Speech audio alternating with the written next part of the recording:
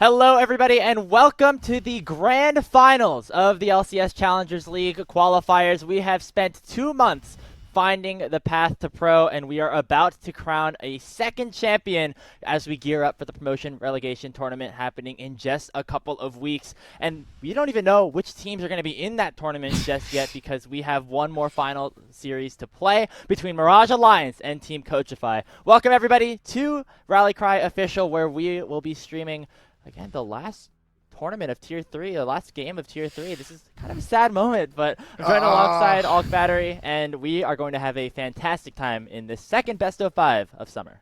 Yeah, oh my god, it's the fact that we get another best of 5, we get our grand finals, and honestly, one that I think if you would have told me at the beginning of the playoffs, beginning of our elimination, I would have maybe said, like, I don't know about that, but with the performance that we've been seeing the last couple of weeks, I think that this is rightfully the two best teams currently here in the qualifiers. Not necessarily expectations that we had going into the playoffs, but definitely these two teams have deservedly earned their spots in this grand finals. And speaking of, if this is your first time watching us here, I know this is the qualifiers this week are the only developmentally going on this weekend, which is not, typical of us.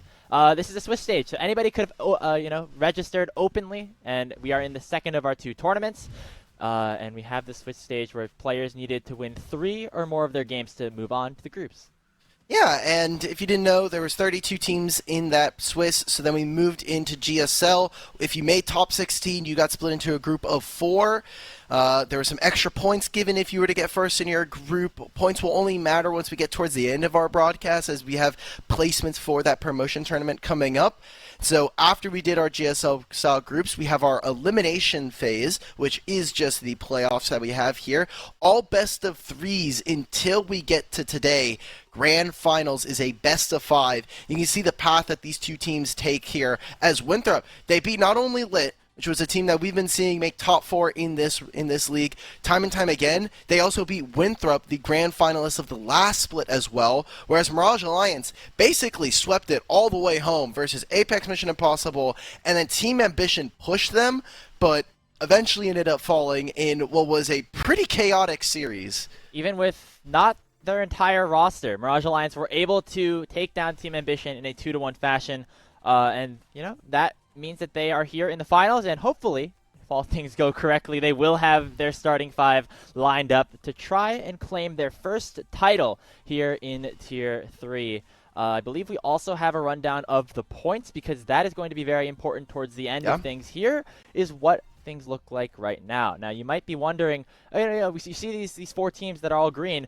However, there is now a situation where if Coachify take the finals, they will knock Lit Esports out of that top 4, and the top 4 are the 4 teams who will be entering the promotion tournament at the end of August to play against Team Fish Taco and Supernova to try to enter the Challengers League for 2024. So right now, Team Ambition, Mirage Alliance, and Winthrop, they're all, they're pretty confident. They're locked in. Lit Esports definitely on the hot seat entering this grand finals. Lit has never needed to order under 24 hours a Mirage Alliance jersey so fast in their entire lives. Like they were big fun they were having a lot of fun. They were waiting for Winthrop, and then Winthrop ended up losing, and they were like, okay, Mirage Alliance, bring it on home. If they win, if Coachify win, not only will they then qualify into promotion, they knock out Lit, and Team Coachify actually gained the first seed going into the promotion tournament, which is a huge win. And one of the big rule changes coming into summer was that Cinderella rule. So as you can see right here, this is what will happen with the seeding, as Mirage Alliance, obviously them winning takes first, but all of these are contingent. Lit are basically waiting on Coachify to lose. And you can see right now, Mirage Alliance, Team Ambition, and Winthrop, they're going to be in that order entering the promotion tournament. It's just if Coachify win, they knock all of them down a little slot, and they also knock Lit out of the event. And this is important not only, just for potentially adding another team into the promotion relegation tournament. The way that the tournament actually works as we get later on into the month is that 1 versus 4 are going to play against each other in a best of 3. 2 versus 3 are going to play against each other in a best of 3. So the teams, the matchups that we get entering promotion are going to look very different depending on who wins today. Yes, and not only that, even if we just take away the promotion tournament, I know that's always the big thing that we have. We also just have individual pricing for today, right? Like we have all of the money that is won. There's, I think, $6,000 if I remember the pricing pool. Thank you to production on that one. First place, $6,000. Second place gets $3,000, which is not bad, I will say, but there is their own individual prize pool that you get for winning this qualifier. Very exciting stuff. Even if you just want to, head down, look at only today, you're not looking towards the future, you're not looking as a competitor towards what happens after this event. I think this is very exciting for these teams as, we are already starting to fill out and potentially qualify one last team to the promotion tournament. Yeah, it's an extra $500-600 that you get for winning this best of fives. It's an honest day's work, if I do say so myself. And we will see one of these teams getting a little bit of extra cash. And let's introduce the rosters that we will be watching on the Rift today. Starting off with Team Coachify, the team that surprised a lot of people making their way towards the finals. Unfortunately for them, running with a bit of a different roster than we have seen them have their success with. Frost Forest is currently undergoing some internet issues, and for the time being, it will be LJX stepping back into the jungle. A very big change as Coachify, previously Miracle in the first qualify here in summer, changed up some of their rosters. They actually moved Toasty into this lineup, Rovex going back to support, and LJX, they had swapped some time. City and him had swapped between being AD and jungle. City Witty was playing jungle predominantly, or City Witty was playing AD predominantly, but when Kindred was up and available, when one of City's best picks was up and ready, City just said, I'm going to take that, LJX, we're going to put you on Varus, we're going to make sure that you're doing okay down there, but I'm going to 1v9 this game. I'm going to be the GOAT. So, Coachify now, I think, without Frost Force, are going to look a little less certain. I'm not hopeful for their odds. I'm just going to be straight up. Frost Force was a better jungle, and I think a better fit for this team coming in, and I hope that he's able to come back later in the series, but Team Coachify, they have a very big mountain to climb if they want to be able to win today. When LJX was a part of this roster, whether it was called Miracle Run or Coachify, they struggled much more than they did with the new additions to their lineup. With Frost in, the team looked more well-rounded, and now we're going to have to see them, have a bit of a deviation in how they perform. The, shining light, or maybe the one thing that we can look at as a positive here is that LJX and Frost Force generally would share the same champion pool in the jungle, mostly playing things like the Sejuani and the Maokai, so the style doesn't change necessarily. It's just that Frost Force has been playing this role competitively for years, whereas LJX was playing a lot of AD carry before moving into the jungle. So that is what we have our eyes on for Coachify, and their opponents are certainly no slouches. It is Mirage Alliance. They have finally made the grand finals. They lost to Team Ambition in the semifinals last time around. This time they took them down and will be trying to hoist their first crown. I woke up yesterday and I saw that Alarum had internet issues, and I was like, don't tell me it's going to happen again. Don't do this to me again. Mirage Alliance, they were our first seed coming into the first qualifier, taken out by Team Ambition, who then went on to win the entire tournament. And now Mirage Alliance, they not only got their revenge going up against them, they did with a roster, obviously that wasn't intended, and kind of a roster that we didn't quite see coming until day of. And so now Mirage Alliance, full pieces, no excuses. We want to see how this team is going to look going into the promotion tournament. We can take a look at our predictions here. I don't expect a lot of, Hubbabaloo. Oh. I know. Oh, wow. We are split here.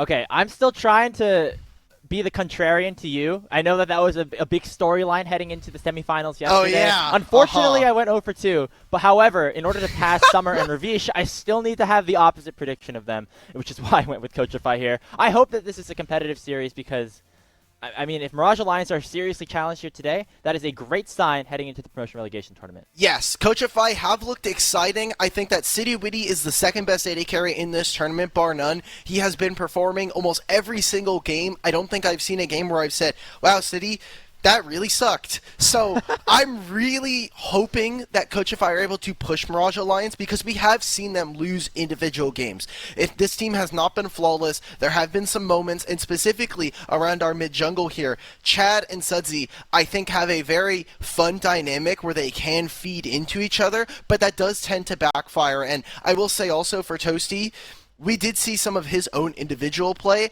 and I think he really got bailed out with the fact that Azir, Syndra are some of the best mid laners currently on the patch.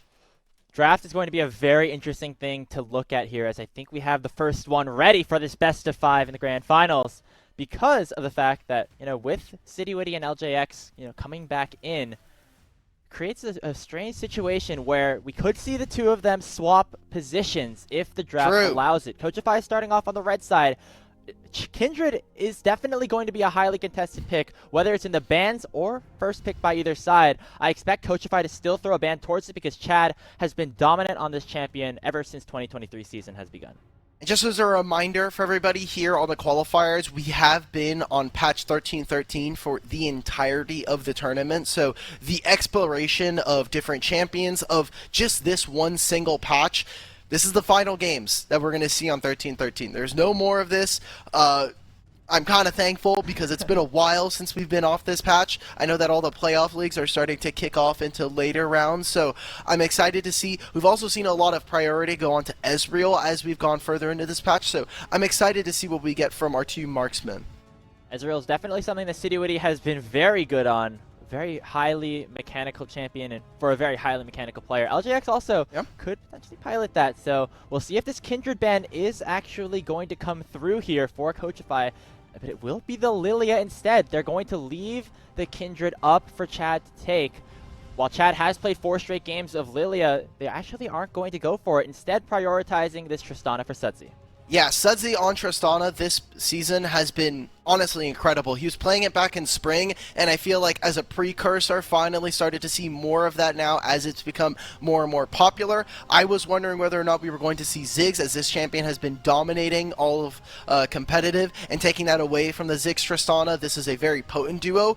I am surprised about the Lilia ban, because that has mostly been Chad's answer to these tank junglers we've been seeing. So the Sejuani and the Maokai ban, while rightfully taken away from LJX, we've got it here and now, baby. We've got Kindred. Expect to see Citywitty taking that up in the jungle. Yeah, because if LJX is playing Kindred, there's a problem in this game. I would expect this Ziggs to just go down to the bot lane. LJX can just throw bombs out, try to wave clear as much as possible. Could be a situation where Toasty also decides to select it, but that is my prediction, at least through this first rotation of the draft. And it creates a very interesting dynamic as we go through the rest of this series. If my numbers are correct, Kindred was only unpicked or banned from Mirage Alliance one time this entire split because Chad has been so dominant on this champion. They elect to give it up, and in response, they have the Kha'Zix and the Seraphine coming through. Yeah, there's just so many champions currently that you really have to prioritize. We obviously have seen Kai'Sa being someone that has almost stayed on the ban list throughout the entire tournament, but Tristana, Sudzi has been really, really consistent on this champion. Does have some hiccups here or there, but honestly, I think between what we've seen from Mirage Alliance yesterday in their series against Team Ambition, I thought Sudzi was the best performing player, bar none, on this champion. So I'm excited to see what we get there. As we kind of round out some of our draft, Coachify, they have a roster right now that has a lot of great range. Kindred is going to get more and more marks, hopefully, if their game plan actually ends up going well. And so with Ziggs there and, with the Nautilus, we're looking at Coachify to have a really strong setup around objectives. But Mirage Alliance, I don't think are going to be any kind of slouches. That Seraphine is going to be very dangerous to deal with. It is interesting that Mirage Alliance has elected to give Neo more utility picks over the last couple of weeks. The Seraphine coming through here. Played a lot of Ziggs throughout this second qualifier specifically, putting a lot of faith into Sudzi to really carry this team. And if he can, we know how potent the Seraphine shields can be, especially paired alongside the Tristana and Kha'Zix that have come through. I am interested on the other side that Rovix elected to go for the Nautilus here, has gone for Rakan or Rel either time he's played, but will instead be piloting a champion that he played a lot in the spring split with Team Liquid first, but has not played here in the qualifiers. All right, so Mirage Alliance, what are your choices? Looks like the Poppy's going to be taken for Alorum here, and so final pick going over to Dardoch. You have known what you're going to be going up against. I think a Braum would be very, very good here as a final answer. You have the Ziggs, you have Kindred. All these things are going to be good, and it's a totally fine lane matchup as well, since we're probably going to be seeing this Tristana go down into the bot lane. Leona here being the choice. I do like it as it does give them some form of engage. I would have said that this team does lack a little bit of that ability to actually go in, that crowd control that gives them the entrance, but looks like this is going to be a tough play because you're walking now into what is a Nautilus, what is going to be a Nico, and potentially now an Olaf as well. So Coachify, they are totally fine with going in. They are totally fine with walking straight into your backline, and there's not much that I think that Mirage Alliance can do other than, hell, survive, man. That's all you got to do. Big red letters across the screen, survive. As long as the fight keeps going, you have Neo spamming W, keeping everybody super healthy, and then that is how you win these games. Alorum getting his hands on the Poppy is definitely a very surprising thing to see. It has also been a pick that has been either picked by Mirage Alliance or banned against them basically for the last 3 weeks or so. And so having Alorum be able to blind this seemed like Coachify felt like they had an answer, and Lawrence and the Olaf is going to have to try to break through Alorum here in Game 1. It's funny how many Olafs we've seen, specifically coming out of Team Ambition's top laner in Porsche. He has been almost the kind of front runner for this. We saw some other plays from other players, but really I'm kind of interested to see what this Olaf can actually do because, hey, you're walking into a Seraphine, that's totally fine, but the second that we see multiple resets between we see heals and the shielding, I think there will be a problem. If there is a fight that goes very long, then we can start to see Mirage Alliance start to take it, but they still have a Ziggs, and I just am a little worried as to how they're actually going to get into that backline. It's going to have to be a Ziggs, or it's going to have to be the Kazakhs, and honestly, I'm not super thrilled about that prospect. Kazakhs is something that Chad has played on and off throughout his career. Played it a little bit at the start of the summer split in the first qualifier with Mirage Alliance. Definitely looked good on it, but we have seen him go more towards other champions that maybe facilitate a little bit more, whether it's the Lilia or the Jarvan that has come through for him. Be a little bit more of a carry threat for him alongside Sudsy in the mid jungle as we head into the first game of this series. There is a bit of a pause going through right now, which is why we haven't got into game just yet. But again, just able to continue to set the table for what this best of 5 ends up meaning. Coachify are going to have to put up a really, really good showing in order to take down Mirage Alliance. They're already running with a sub with LJX into the jungle, but I mean, this is a very exciting prospect. The fact that we could get Coachify in the promotion relegation tournament as the first seed, or have them out completely, it's kind of the magic of Tier 3.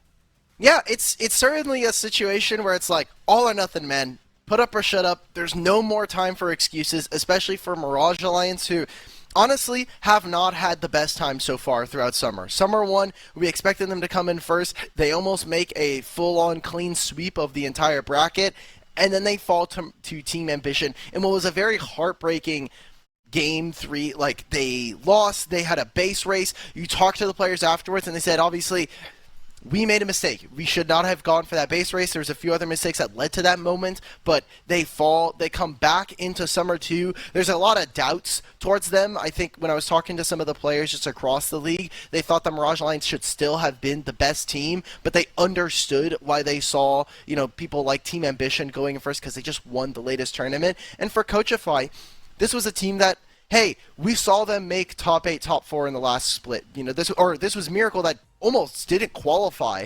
and because they've made some changes, it's all or nothing here now. And so far, we've seen them be the consistent team where we play around City Witty. We are looking to have him as our carry, and while he's not in the marksman role this time around, I think giving him Kindred is just close enough. And there was a period of time a couple years ago, wasn't with City Witty, but Kindred marksman in the bot lane role was getting some plays. I was there. I played it a little bit. It's certainly interesting, but it's still just enough of a marksman. And City Witty has been a legendary player here in Tier 3, rightfully, hopefully seeing a spot soon in the promotion tournament. And even if he doesn't go, I do want to see this player in 2024. Because this, as people who've been following Tier 3 for the last couple of years, we are very excited to see City Witty get the opportunity to compete in NACL at the start of 2023 with Team Liquid first. Unfortunately, that team never met the expectations that a lot of people had set for them, and now City Witty back here in Tier 3. And now showing that he's able to not only succeed as a jungler, as we've seen in 2021 or 2022, he's also able to play the bottom lane pretty well. A very highly skilled mechanical player throughout his entire tenure. And seeing him run away with the title would be a very, very cool thing to see. For sure. And even kind of looking at, Mirage Alliance, right? Like, we talked about this before, but like, this is a team that has a bunch of winners. We need to like be 100% honest with the broadcast. Mirage Alliance are expected favorites here. I know that we had the predictions earlier, and we were like, hey, look, we're kind of split. Haha, you were being the contrarian. But, like, this is a team that has players that were playing in LCS or coaching in LCS just a few splits ago. I mean, Neo was just playing in NACL, and so to see him here, he has been the best performing player, not just marksman, but player in this tournament. Dardoch, while swapping to support, he talked about it in his interview, while he wasn't able to do it in jungle on Team Fish Taco, I think showing that he has that flexibility, showing that he's also a collegiate champion as well in this, like, this is a player that we have come to love and respect, and I think for all of these guys, they are expecting a win, and we should be looking for it here today, unless there is some massive collapse. Alorum gets dinged by Xfinity again. Like, there needs to be a lot that goes right for Coachify in order for them to win today. I remember I was sitting in an airport going to Los Angeles, actually, while I was scrolling through my phone, and I saw the Mirage Alliance roster get announced. And immediately upon seeing it, I thought to myself, okay, this team's just going to run through everyone. They're going to make the promotion tournament. They're going to get promoted, whatever. Because look at the players that are on this team. Neo was literally just in LCS. Chad has been a very consistent jungler in Tier 2. And with the pieces surrounding them, it seemed like there was nothing that this team could do wrong. However, we have seen them, have flashes of inconsistency. And I think that's the biggest thing going into this second qualifier that people had concerns for. Even though we think that they're the strongest roster, they were inconsistent at times. They had the EP allegations at waking up at 10 a.m. Pacific time. However, they have definitely thrown those out the window as we head into the grand finals. They've only dropped one game here in the tournament so far, and the expectations are certainly going to be high for them. We unfortunately have not been able to resolve the pause just yet, so before we head into game number 1, we are going to step away for just a couple of minutes. We will be right back onto the Rift shortly.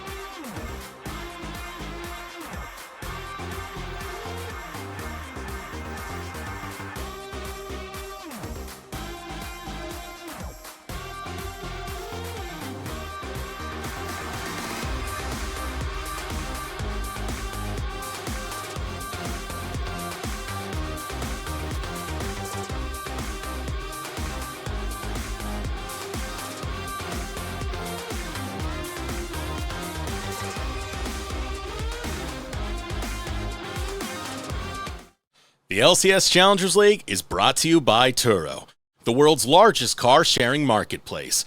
Find your drive. Welcome back, everybody, to the LCS Challengers Hey! League qualifiers. We have fortunately resolved the issue, and we'll be moving on with gameplay very, very shortly. But before we do so, have to remind everybody that the LCS Challengers League qualifiers are brought to you by Turo, the world's largest car-sharing marketplace, where you can book any car you want for just about any occasion. Forget about boring rental cars at Turo.com. Also, shout out to Subway, our new sponsor down there as well. Make sure you eat fresh. We're on to the Rift for the first game of our Grand Finals, NACL number 2. Here we go. All right. Taking a look, 5-point start. I would have loved to have seen with a Leona, with a Nautilus, for them to go and try some kind of level 1 strategy. That is something that we have seen time and time again, and something that, hey, if not, it doesn't cost you all that much. It's a single Nautilus Q, and you get to potentially take a flash away from an opponent. So Coachify, instead, wanting to kind of draw their battle lines, play an early game that doesn't require a lot of early missteps. The biggest thing that I'm going to be looking forward to is our top lane matchup here. Lawrence into this Poppy should be having some fun. He should be able to bully her out at least earlier on, but that is also a very tricky matchup because the moment that you mess up as this Olaf, your champion has very limited use, especially when you're already going up against a Seraphine. Yeah, I think Lawrence, if he wants to have an impact on this game, is going to have to do a very good job in the laning phase. Go up some CS, dominate the Poppy, which I think is probably his intention going into this and why he selected the matchup. However, it has been a hard thing to do against the Lorm because this guy has been known for years as, a player that has stifled any aggressive, picks that have come towards him and shut them down. And wouldn't be surprised if we see that again here today. He has also been a player that he said himself he wants to be the gatekeeper. He said, if I don't even play at tier 1, that's fine. I just want to say you have to be as good as I am, as good as my team, to be able to get into promotion, to get into a PG style event. So I love that we have gatekeepers. I think that they should all exist because Alorum is a player that has so much experience, that has so much veteran presence in a roster, and so you should always have to say, like, you have to be this good, and it only keeps the level of play, at a certain high bar. Yeah, I mean, this guy has done that, whether it's on Zeus Gaming or Wildcard or now here on Mirage Alliance. And, so far Lawrence is getting the better end of it, but we all at least know that can change because this guy has been doing it for a long time. However, interesting to note, Alarm has not won one of these events that he's been in. Has always been towards the top 4, top 2 even, but maybe this is the time that he finally gets that title. That'd be awesome for him. Being able to have that, like, 1 in the Leaguepedia column, you're just sitting there. Now, we did talk about this. Our junglers are on this side of the map, Lawrence but Chad has to pop the ghost. He throws out the undertow, but here comes Chad. He's going to jump in. Wait, He's going to follow with a flash, and Lawrence is not dying just yet. It will be a Lorem falling first blood to Coachify. And City Witty actually still has the mark onto Chad. They're going to try and get this mark. They undertow want it. Connects. That's the slow. City Witty jumps in, and that's the second kill for Coachify. Big win. Okay, let's see it. Is the game completely rigged in Coachify's manner here? Because now we're going to have to see where the mark will spawn. He already has 1. And so if he's able to get this second one, it is a huge win for Coachify. You already see Mirage Alliance. Chad, he moved over. He tried to put Alarm, tried to put down a ward, but there's a second mark going over to Kindred. And so big boost in terms of the ability to actually move, and we always talk about that breakpoint number 4. Both supports now here in mid lane as our 2 mages. They took their recalls, not even trying to get their TPs in. I don't expect for a lot to happen in this bottom lane. They should just be looking to poke each other out, and specifically for LJX, the more time that he's able to get and more items, this is only going to become more and more problematic for Mirage Alliance's game plan. And, I mean, we've seen situations like this. City Witty gets 2 stacks at the beginning of the game and just really takes over. Might now be in trouble with Alorum. Just forced to freeze, and Lawrence could not just let that wave sit there, and so he will fall for the first kill going over to Mirage. Lawrence did not have teleport, so he really wanted to try to get that wave in. I think that was a slight miscommunication between the top laner and his jungler, as really needed to get that wave in. Alarm had teleported back. We were talking about City Buddy at the time, but he actually pulled the wave, and like you said, that freeze in such an awful spot for him. So Coachify will give over a kill, and Mirage Alliance can feel a little bit confident confident that Poppy is not going to be quite out of the game. And remember, this was our matchup to watch right here between these two. I don't think we're going to see a lot from our bot lanes like we were just talking about. And Sudsy, he's just going to be a monster later in the team fights. We actually have seen him not really be super dominant in lane with this Tristana, and more so leaning towards playing for the later game, playing for those team fights, and his positioning has been bar none excellent. Another mark set up here in the bottom side jungle. Rovex being a good support and getting that chunk down for City to pick up. That is mark number 3 at 5 minutes for the Kindred. Might not even matter how far ahead Sudsy can get on this Tristana if City is this strong. Oh my god. And we saw, we were casting that game versus Apex Mission Impossible where City got like almost 17 marks on Kindred. He had Caitlyn auto attack range on this champion.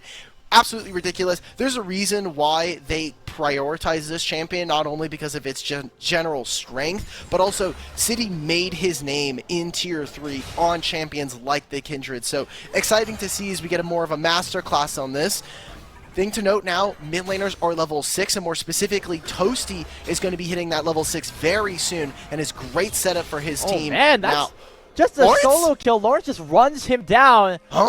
Fighting Freezing with Freezing back and forth as Lawrence now had the good wave setup and is able to get up another solo kill for himself. Alright, my bad. I thought he was just going to flash. I thought Alara was going to be able to get out there. So 6 minutes now, getting that trade on top side. Dragon started here for Coachify. And that could potentially open themselves up for a Rift Herald here in a minute and a half's time. So Coachify getting all the early objectives and looking good while doing it.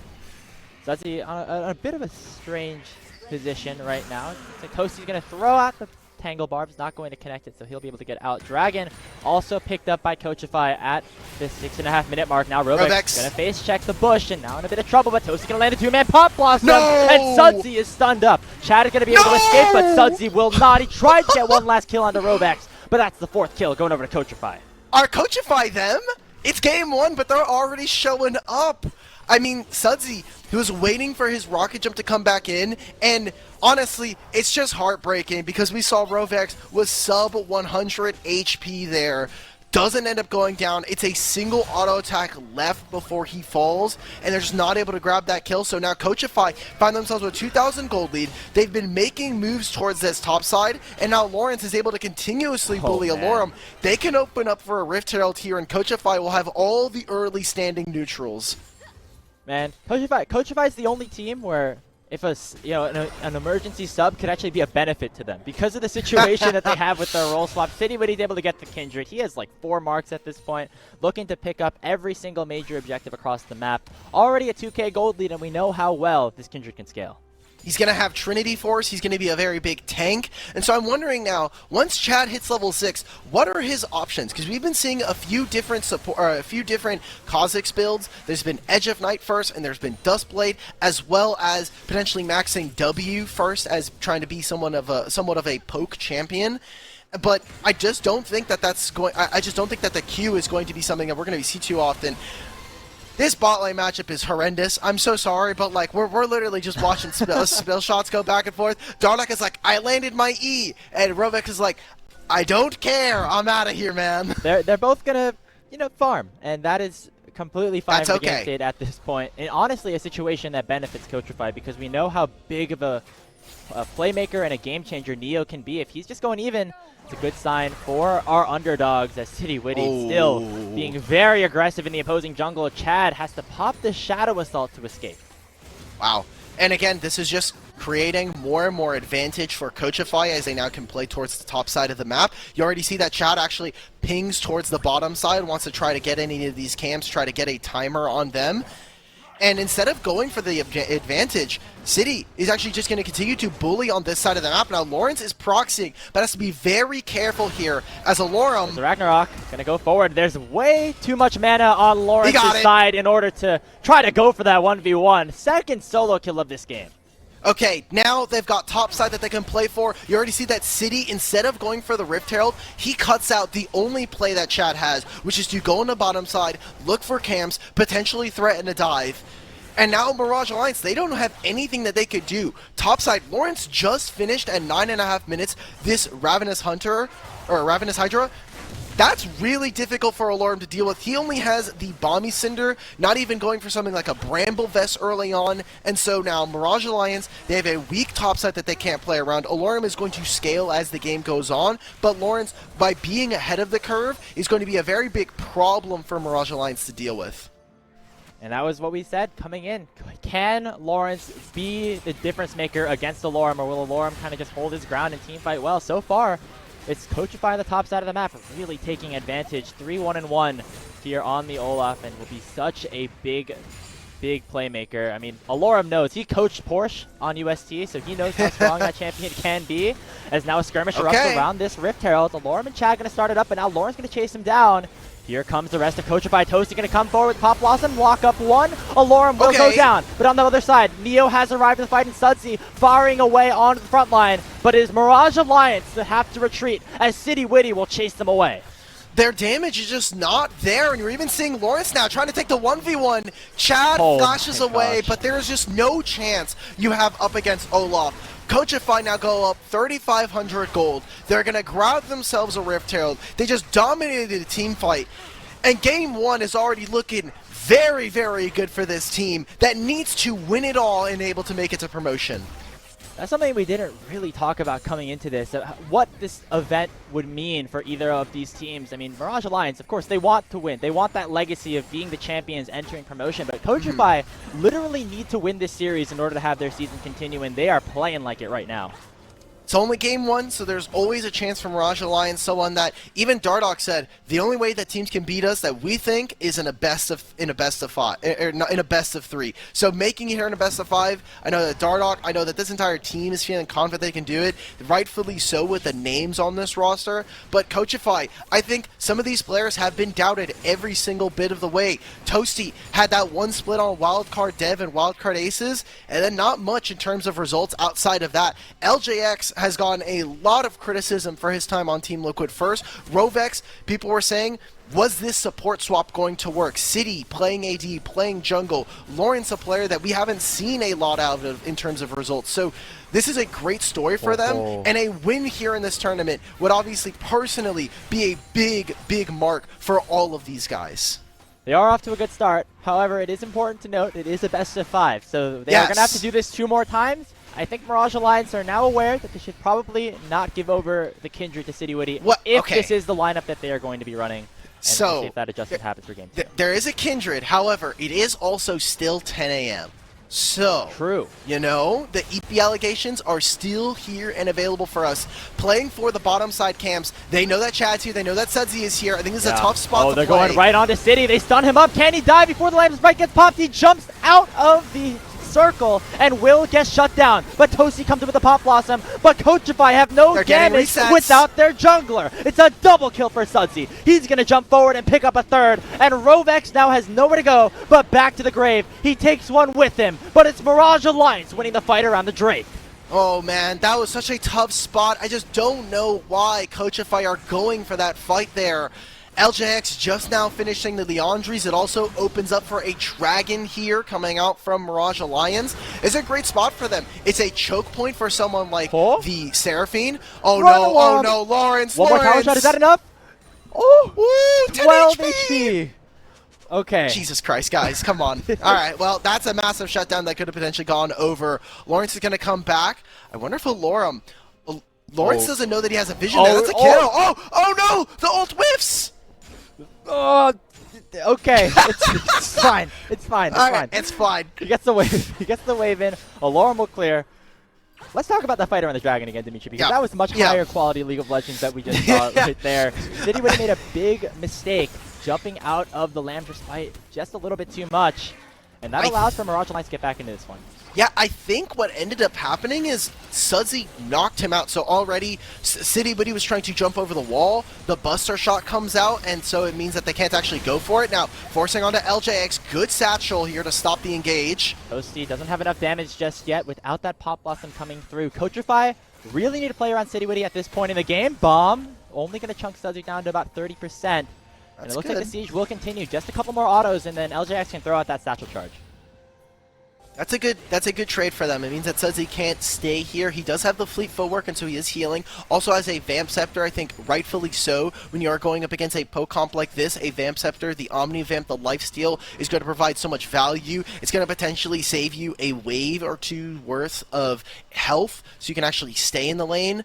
So Mirage Alliance feeling good, and it's that Tristana that we talked about. When you're playing in that choke, when you're playing around terrain, it is very hard for a Coachify to actually get damage onto you, and that's why we saw them actually start to win a team fight like this. That's why we have been talking about them and saying, like, yeah, this is a horrendous early game, but your composition is not quite out of it. You're not running out of steam, and Sudsy, best performing player on this Tristana. I think that there's a very real likelihood that we can see him and Neo start to link up, especially since Neo is on the Seraphine, is going to be taking much more of a back seat role compared to what we've seen in other games. Yeah, it's a huge win for Mirage Alliance that Sudsy was the one to get all three of those, or three of the 4 kills, I should say, around that fight.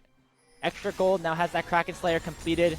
Just as how Coachify to play around City, Mirage Alliance going to have to play around Sudsy, and Sudsy not here for this fight. However, they're already going ham onto LJX. They pop the Lamb's fight. Chad gets out of the ulti and will go down. A teleport has come in for Sudsy, though, and now the main carry for Mirage Alliance has arrived. They get the first kill. City has no ultimate. They get Butzer shot it the other way, and it looks like that is enough distance for him to escape. However, now Sudsy in a bit of a bad spot. Doesn't have that flash. Going to rocket jump over. Here comes the Lord to the rescue with the Keeper's Verdict, and Rovex will go down. Sudsy unstoppable. Oh man, they were going to try and make a repeat play, but Alorum just actually walks on over to this play. Lawrence is able to get a top tier 1, so they're able to keep their gold advantage on the side of Coachify. I was surprised to see Sudsy not actually go for a re-engage there. He got the reset from the rocket jump, but maybe not too sure as to where this Nico was going to be. Rightfully so, playing very respectful, but now 5-1, picks up an additional 2 kills, and Ziggs has to be so careful. Oh, Neo's just straight up dead. Yeah, Mounting Dread says goodbye. Oh, man. It seems like we're lining up for a battle between 2 Titans here, and you know we've talked about it a bunch of times here in this game already, but Sudsy's 5-1, Shitty 3-1, has a bunch of marks. Lawrence also being very strong is going to be an important factor, but I think if Sudsy has a really good fight, Mirage Alliance can actually take this game, even though they're down 4K. Yeah, we're starting to see the demolitionists of these 2 teams. Tristana taking a bot tier 1, which opens up a lot for them, especially when we're talking around playing around the dragons here. Whereas for Coachify, getting that top tier 1, getting this mid tier 1, definitely does preface them to potentially play for Barons later on to the game. We're nowhere near a Mountain Soul or a Dragon Soul at this point, so I think rightfully so, Coachify are in a bit of an advantage here, as Baron will be spawning in a couple of minutes. We need to see how much Mirage Alliance can actually get done on this side of the map, how much vision can they get put down. And I want to see what Lawrence is going to go for. Is he going to go for that bruiser build that allows him to be a team fighter? Or is he going to go for what is going to be like a hole breaker, a split pushing build? Because right now he does have a very sizable advantage. They're going to have to send multiple members. And if Lawrence is able to grab enough attention, he can very easily set his team up for a Baron on the opposite side of the map. Has a Warhammer right now, so I'm assuming that's going towards Death's Dance at this point. So not that Hullbreaker coming in just yet. However, even without that item, just as strong as he is right now, will still be able to be a tremendous factor on the side lanes. And again, kind of spicing up this game a little bit, because we said before, Mirage Alliance loves to team fight. That's what they're going to have to do with this composition. And Lawrence and the rest of Coachify are going to have to throw a wrench into that plan. Right now, Sudsy actually going for the Bloodthirster, so prioritizing the Omni Vamp and the lifesteal that you're going to be getting. I say Omni Vamp, it's just because I've been playing too much DST. I'm going to be 100% honest. That item has 20% Omni Vamp on that mode. It's lifesteal. I'm being a big noob right now, so that's my bad. But he's also going to be missing a lot of damage. Yes, he'll have sustain, and while he is very potent with the Kraken Slayer, he's going to be missing out on the damage spike of something like a Navori, potentially, or even an Infinity Edge. Lawrence is going for this. He's going for the 2v2. Yeah, they land the knockup already on the Chad. He has to flash away from the Mega Inferno Bomb. Meanwhile, the Dragon is picked up by Coachify. City Witty taking that on his own, and now he's able to rejoin the fight.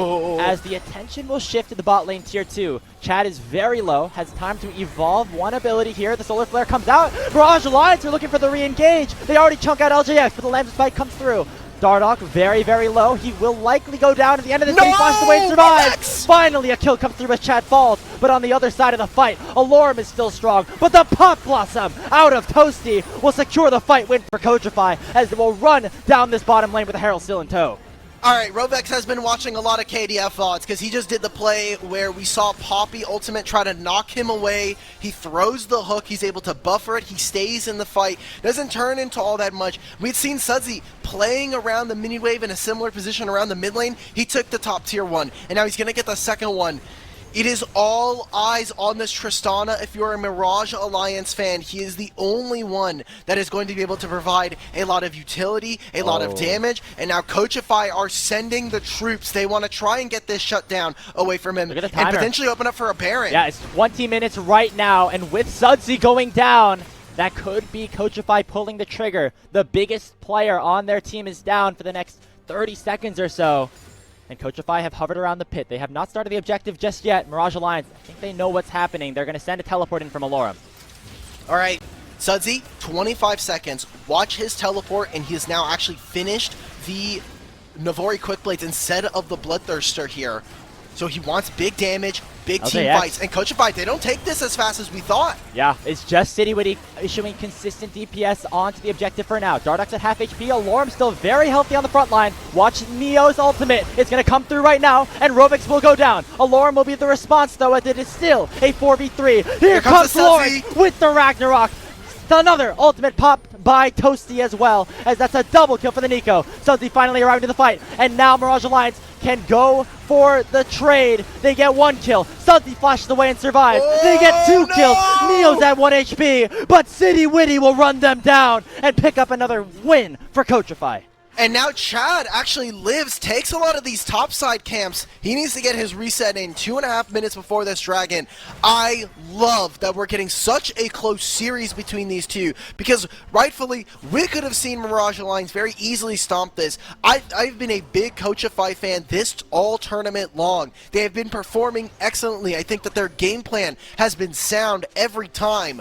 But it's just something that you need to see for yourself. You cannot bet against either of these teams until we see them on the Rift. And so far, City is performing. The rest of this team on Coachify are coming up clutch, and Mirage Alliance are not giving them any quarter here. Sudsy, while he did fall, still very strong in this fight, and now Neo has finished his Seraph's Embrace, so he's going to be a very tanky champion as we get further into this. The shielding that this champion's going to have for herself, the fact that Neo, his positioning has been sound every fight, but unfortunately, the rest of the pieces are just not there. Big eyes now on Chad and Sudsy as they're finishing their second items, and Chad, he needs to have a big assassination moment. We saw how hard it was for him to actually get into that backline. Now, playing through Fog of War, as the Mistwalker as well, so it's a lot of movement speed here. The Baron is here, Dragon spawning in a minute and a half. It'll be, oh my god, are they going to try and sneak this? Okay. I was wondering if they knew where Chad was. Mark now put on to the Kha'Zix, as without the Dragon available, all eyes turn towards the Baron Nashor right now. We saw Coachify, they weren't able to burn it down as quickly as we thought they could. And so going for that trade, maybe not the best thing. Citywitty still very strong with that Black Cleaver completed. He's going to force Dardock out for now. However, Mirage Alliance, they still have Neo with those 2 completed items, can heal them right back up to full and keep this chase intact. And I want to give special credit from Coachify's side for Rovex, who every single fight has tried to mark Chad, every single moment. If there's ever a moment where he has eyes on him, there's an immediate Nautilus ultimate coming out to try to stop him. Now, this investment on the bottom side, I think needs to be a little bit careful. You already see that Coachify, they're consistently contesting on the bottom side waves, and Mirage Alliance have been the ones to attest towards the side lanes. It has been Sudsy on this top wave. It has been Alorum trying to push out this bottom wave. But Coachify, by taking control of mid, they have access to both objectives. Dragon spawning in 15, Baron at any moment, if they see an overextension, they can try to go for this. And again, we have to visit the 2 Demolitionists. Zigznet can come up, take this tier 2. A tough spot now for Mirage Alliance. And you can see the off-position Sudsy on the other side of the map right now, which means that Coachify can continue to go forward. They root up Dardock, and he will fall. Just 1 kill right now for our red team. They will make their way back towards the Baron. However, we saw that be an issue for them last time. Sudsy, this time, at the fight, already throwing that explosive shot out, making his presence known. Alright, remember, with Navori Quick Blades, he has so much damage. The ability to reset, have multiple procs of the Q, means that the attack speed buff that he'll have, the damage he'll have from the explosive charge is enough. Alorum. Maybe a little bit too far forward. The depth charge goes on him. Toasty will tag him with the Pop Blossom, but on the other side of the fight, Sudsy going in on the City Witty. It is still the numbers advantage for Coachify. They're going to flash forward. City Witty picks up the first kill, but he's going to go in, pop the Lamb's Respite, and survive for the burst of Chad. Neo is still alive. Chad is as well, but Coachify will make their way right back with a kill. They will not return to the Baron. Instead, their eyes towards that dragon which just spawned.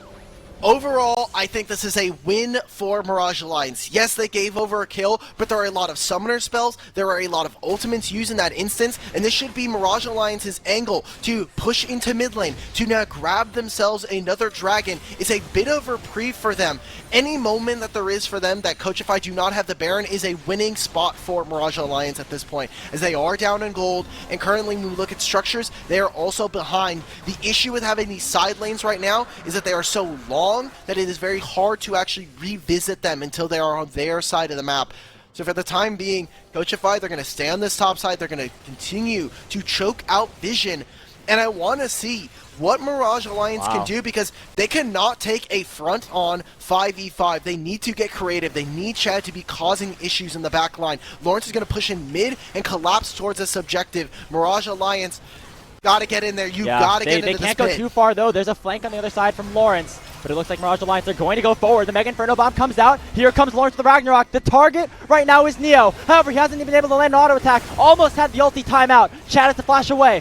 The Ragnarok still intact as Coachify don't get a kill, and now Mirage Alliance can re-engage. The ulti comes through, it only knocks up one, but now Lawrence is in a whole lot of trouble. But Toasty on the other side lands the Pop Blossom, making it a 1-for-1. Sudsy has the opportunity to go crazy here in this fight. The explosive charge comes out. Lamb's Respite has been popped, and now Mirage want to buy their time. Chad dies on the backside, but here comes Sudsy with the resets. Gets the shutdown on the City. They're looking for a second as LJX will fall. Sudsy's going to run through this entire game one as Mirage Alliance turn this game around. They took too many fights around it. We talked about how long the fights needed to be for Mirage Alliance. It's a triple kill for Alorm, the player that was getting solo killed by this Olaf, the player that is down 80 versus his opponent in Creep. And it just doesn't matter. He is a champion that is going to scale. He's always going to have relevance. Dardoch, barely able to survive by using the W resistances. And this is going to be the Baron going over to Mirage Alliance. Coachify, they need to hit fast and they need to hit hard.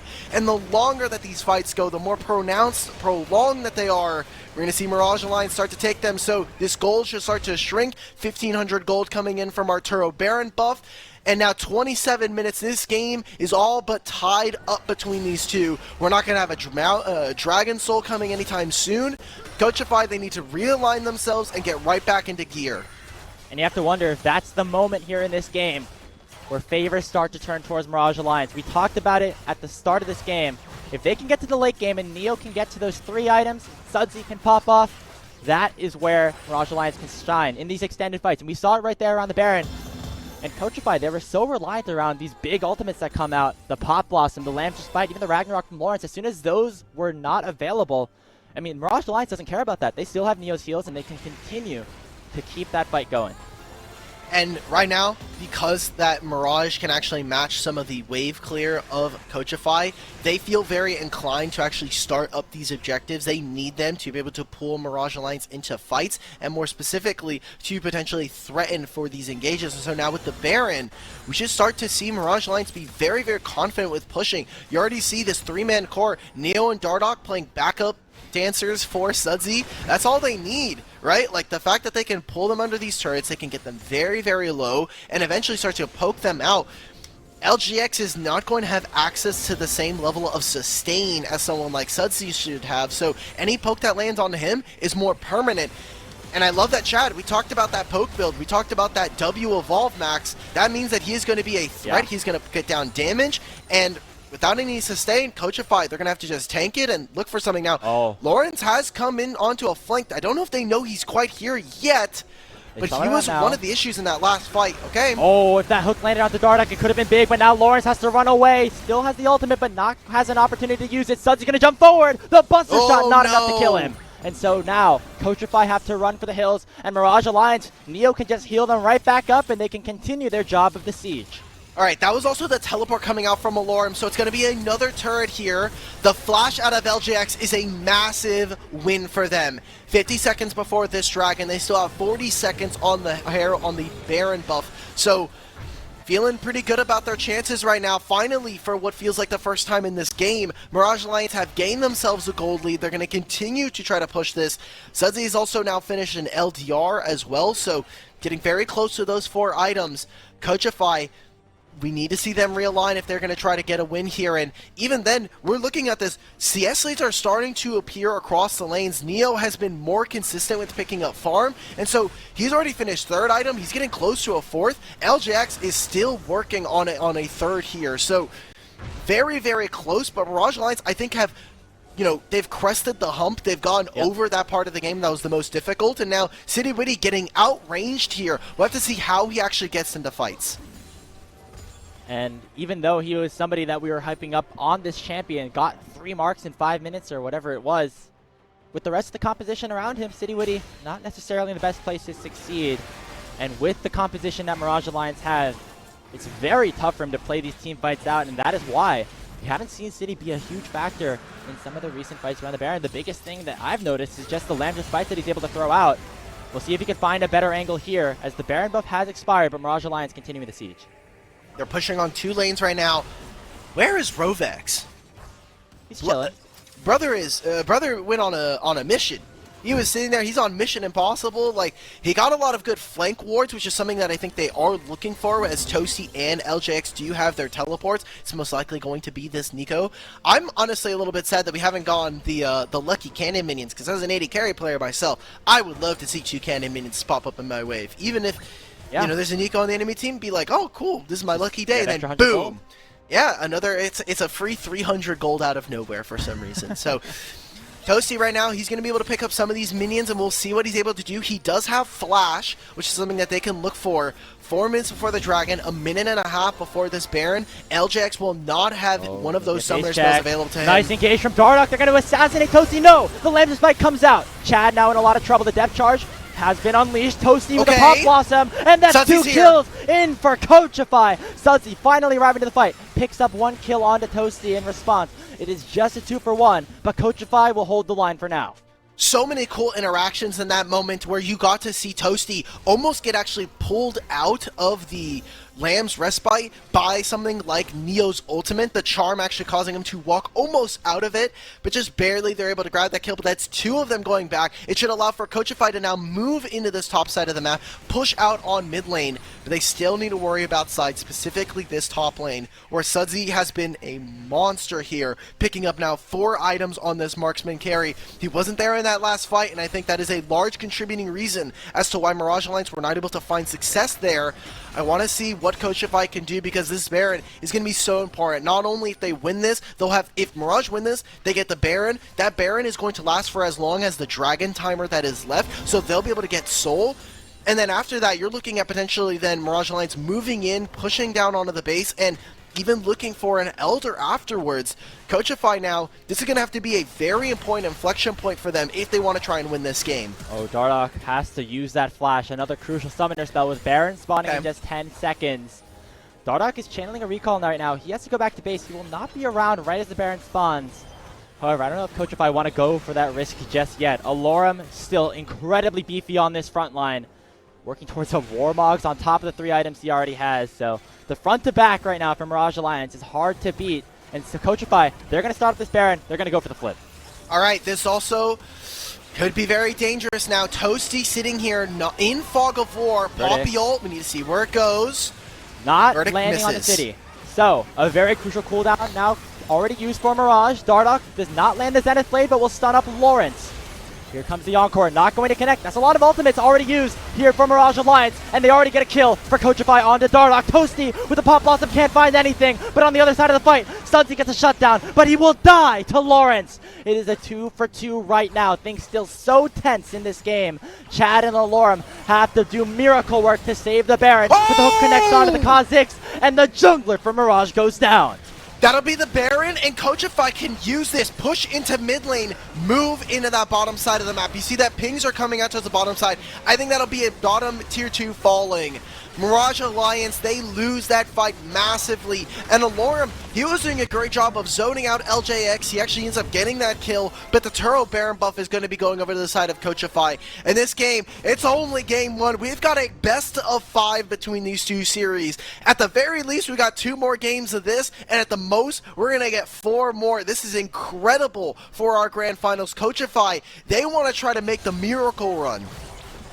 And I don't know if you agree with me here, Dimitri, but I feel like Coachify really need to win this game if they want to have a chance in this series. They have City on the Kindred. They've won a bunch of fights.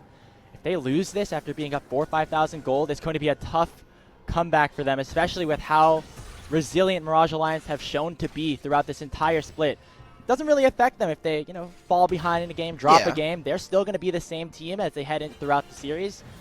And Coachify, they need all the advantages that they can get. And with the Turo Baron buff once again in their hands, they're going to look for another play. On to Dardoch as Lawrence will now have to pack the Ragnarok to escape. It is now a fight on multiple fronts. They're going to try to lock him down as Lawrence will fall to Sudsy. That is a big shutdown onto the enemy top laner as Coachify, they're still going to push down the mid lane. They have the Ziggs. And now it means the Mirage Alliance have to make a decision. Do they save the base or do they try to pick up this Cloud Soul? Chad can just solo this. He's not going to be relevant in a team fight. It seems like Coachify, they're going to call their bluff, potentially try to even go for an end here. All right, so Soul's going to be going over. Dardoch is cutting the wave right now, and potentially a fight going to be coming out soon. Neo still has the ultimate. Dardoch throws out the solar flare. They're going to try to lock down City. He still has the Lamb's Respite, hasn't used it just yet. The Pop Blossom only finds one. Neo with a big encore, but it only finds Rovex. That Sudsy will die. Chad on the backside is going to try to save the game from Mirage Alliance, but another hook connects. Neo has to be the difference maker here. Chad doing so much damage. He's still alive. Mirage Alliance are going to win. Mirage Alliance are going to win game number 1. Toasty has to run away. Neo keeping everybody on his team alive and has a triple kill to save for it as game number 1 will go to our first seeds. There we go, Mirage Alliance, they got the soul. Neo just being that Enchanter Seraphine. There's a reason we've been talking about Neo as the best player here in the qualifiers, mostly doing it on a marksman, but his mage play has been nothing but perfect. And now Lawrence, he has to try to get the wave. Okay, the cannon is down, but another wave is escorted in. That is the ace secured for Mirage Alliance. Finally, timers. 15 seconds for LJX, 15 for Citywitty as well. The Nexus turrets are now under fire as the inhibitor will fall. Mirage Alliance, they had their backs against the wall, but they are pushing into the enemy base and will take the first game of our grand finals. Rovex maybe going to pad the KDAs a little bit, but that's not going to happen. 37 minutes, and that is the final. 2 carries. Sudsy and Neo performing out of their minds here in the most important moments. Sudsy, I think rightfully so, being one of the best players we have here in this tournament. He promoted last split with Tony Top. He said, I'll do it again. I'll promote again. I don't care. I'll make it to that tournament if I have to do it all by myself. He has Neo beside him. What an excellent game coming out from Mirage Alliance, and one where we got to see some of the strong points here for Team Coachify, but also those points that we talked about. LJX coming into the roster, unfortunately this was a similar performance to what we saw coming out from Team Liquid First all those months ago, where he is not able to stand up against some of our best AD carries here in the qualifiers. Yeah, and when you're against Neo, that's a tough task, even no matter who you're playing up against here. And Mirage Alliance showing that they can work as a team, even in those fights where Sudsy fell early, is Neo and the rest of the team really putting Mirage Alliance over the hump, and they take game 1 of this best of 5. Coachify going to have to try to find some way to get back into this one. We'll be right back with the draft for game number 2.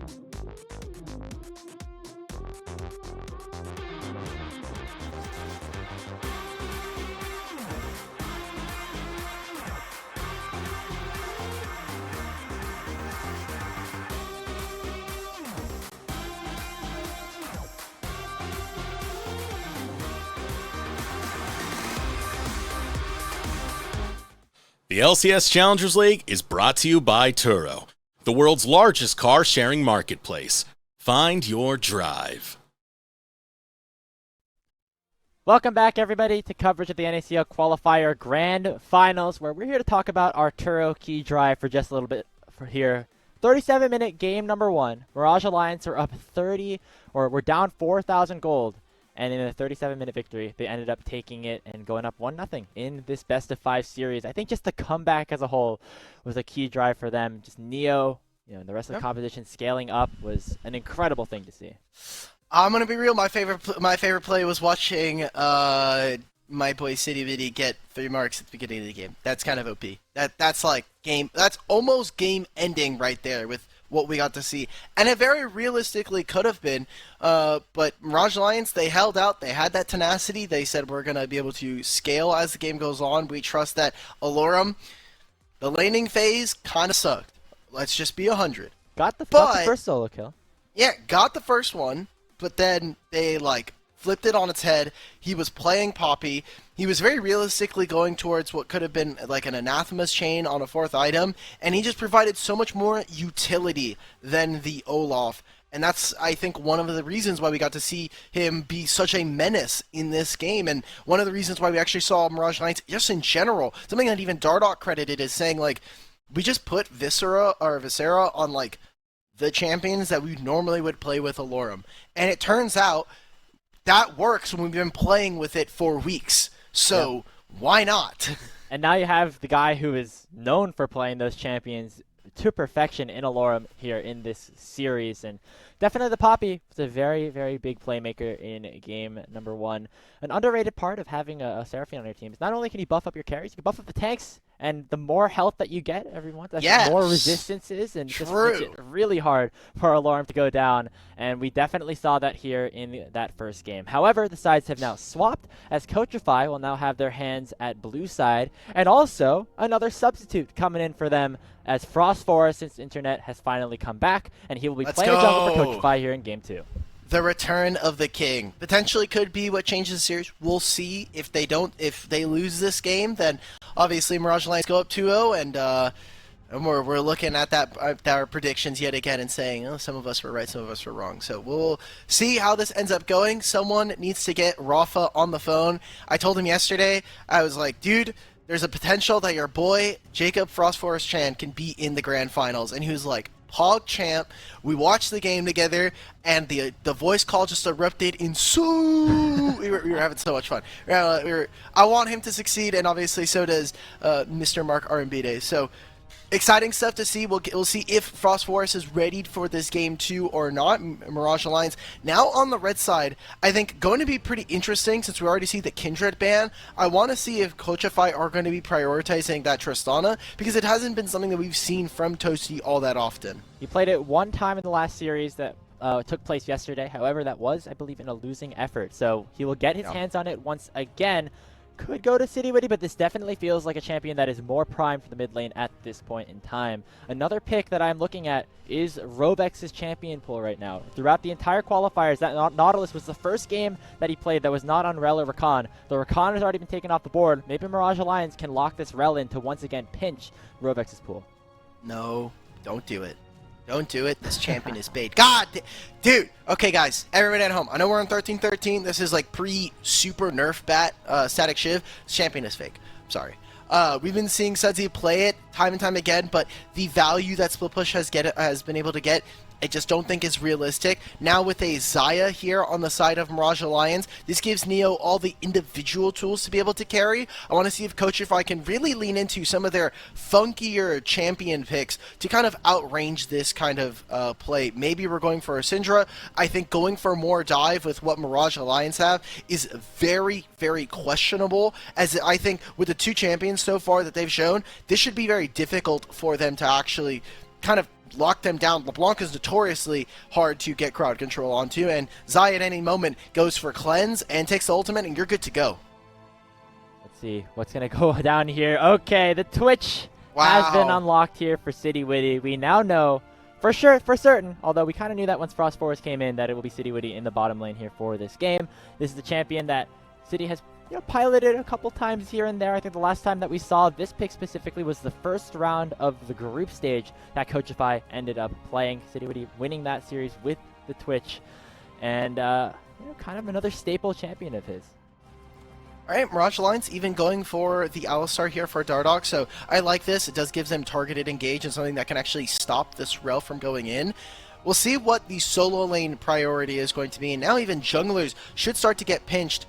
I imagine for Coachify they're going to be getting rid of the Lilia. I wonder if they're also going to be focusing onto something like the Kha'Zix here, but it seems like Viego being the next one up. I like this, as they know that come one reset with what Coachify have right now, they're a very squishy composition, and so anytime you're actually able to go in, get those resets, the Viego would just take over, and also one of Chad's most played champions here in competitive. So here, this jungle is going to be very weird, and I think for Mirage Alliance, I think they recognize that they're in a bit of a weird spot because they don't know where this rail is going to be going. We talked about that it could be for Rovex. It has been one of his most played here all summer long, but we saw Frost Force pick up some pretty unique champions. The Nunu in particular yesterday, well, it did lose, I thought was an incredible champion for their draft. And with Chad picking up the Jarvan, that is a large portion of the champions that Frost has played here in this summer split. We'll see if he goes for a different style this time around, as a lot of different junglers are going to be hovered right now. That would be a standard here for Frost Forest. Maybe not necessarily in the meta, as the Gragas is going to get locked in. Presumably for the jungle, yes, for the jungle, as K'Sante will be blinded by Lawrence. Yeah, I'm going to be 100% honest, Grapes. This draft is really good for Mirage. I don't know what Coachify can do.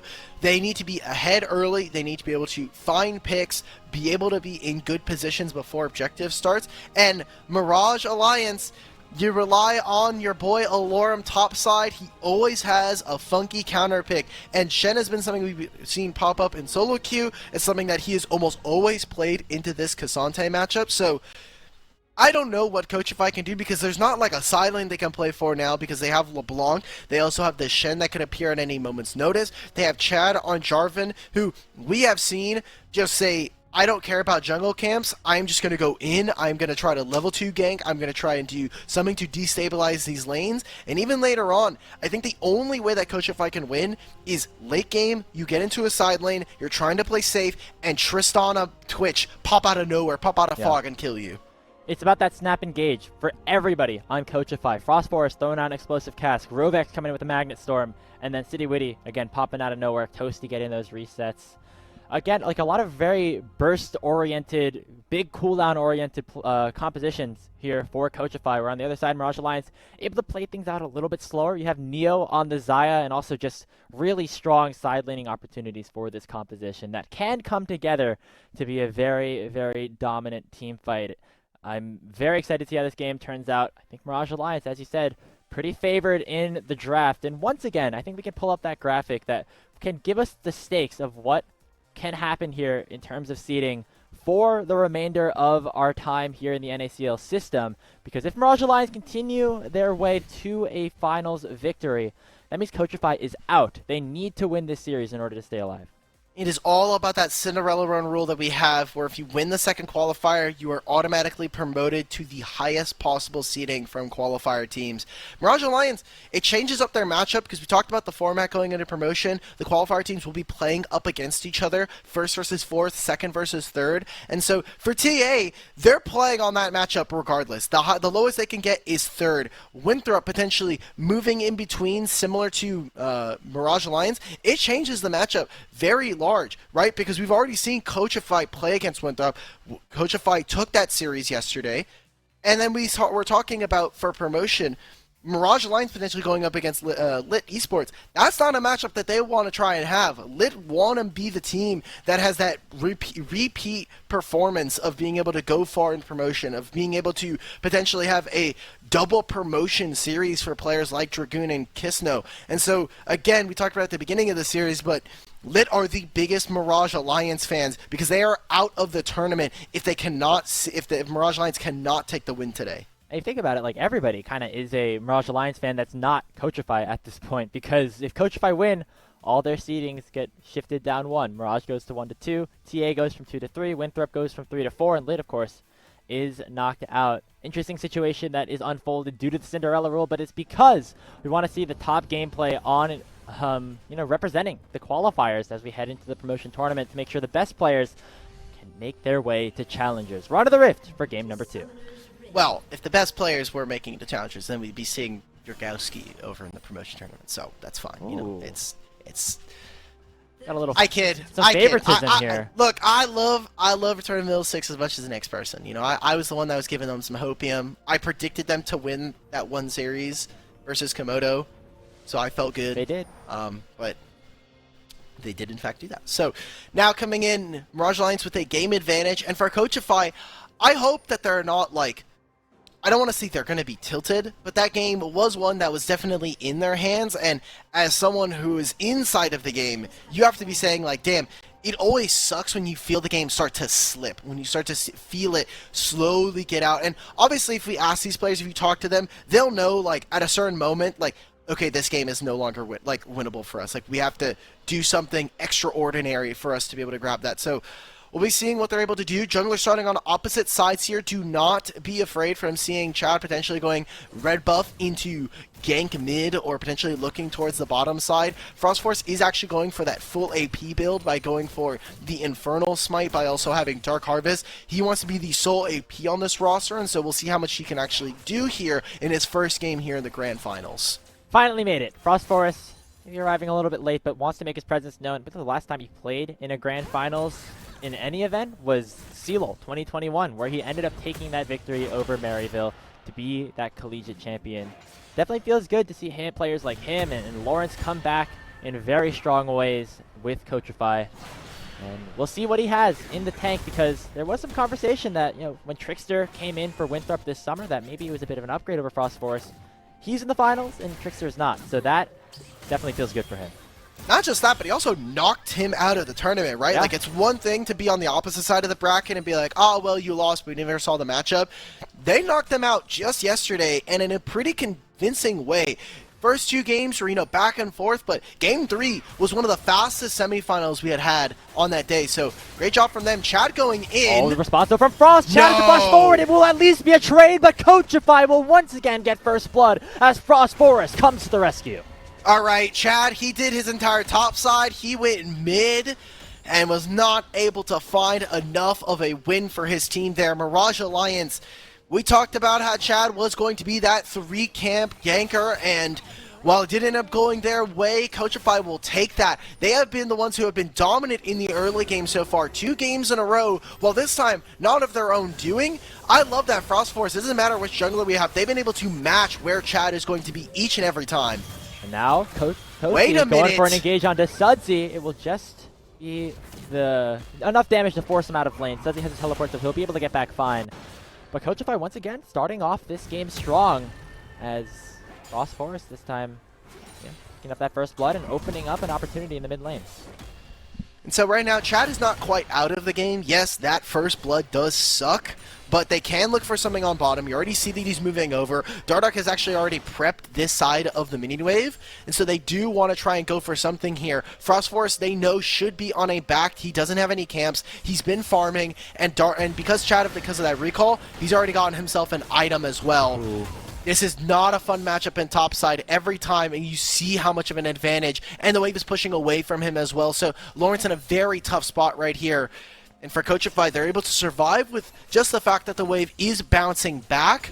I wonder if we're going to start to see Chad actually come back and try to wrap around.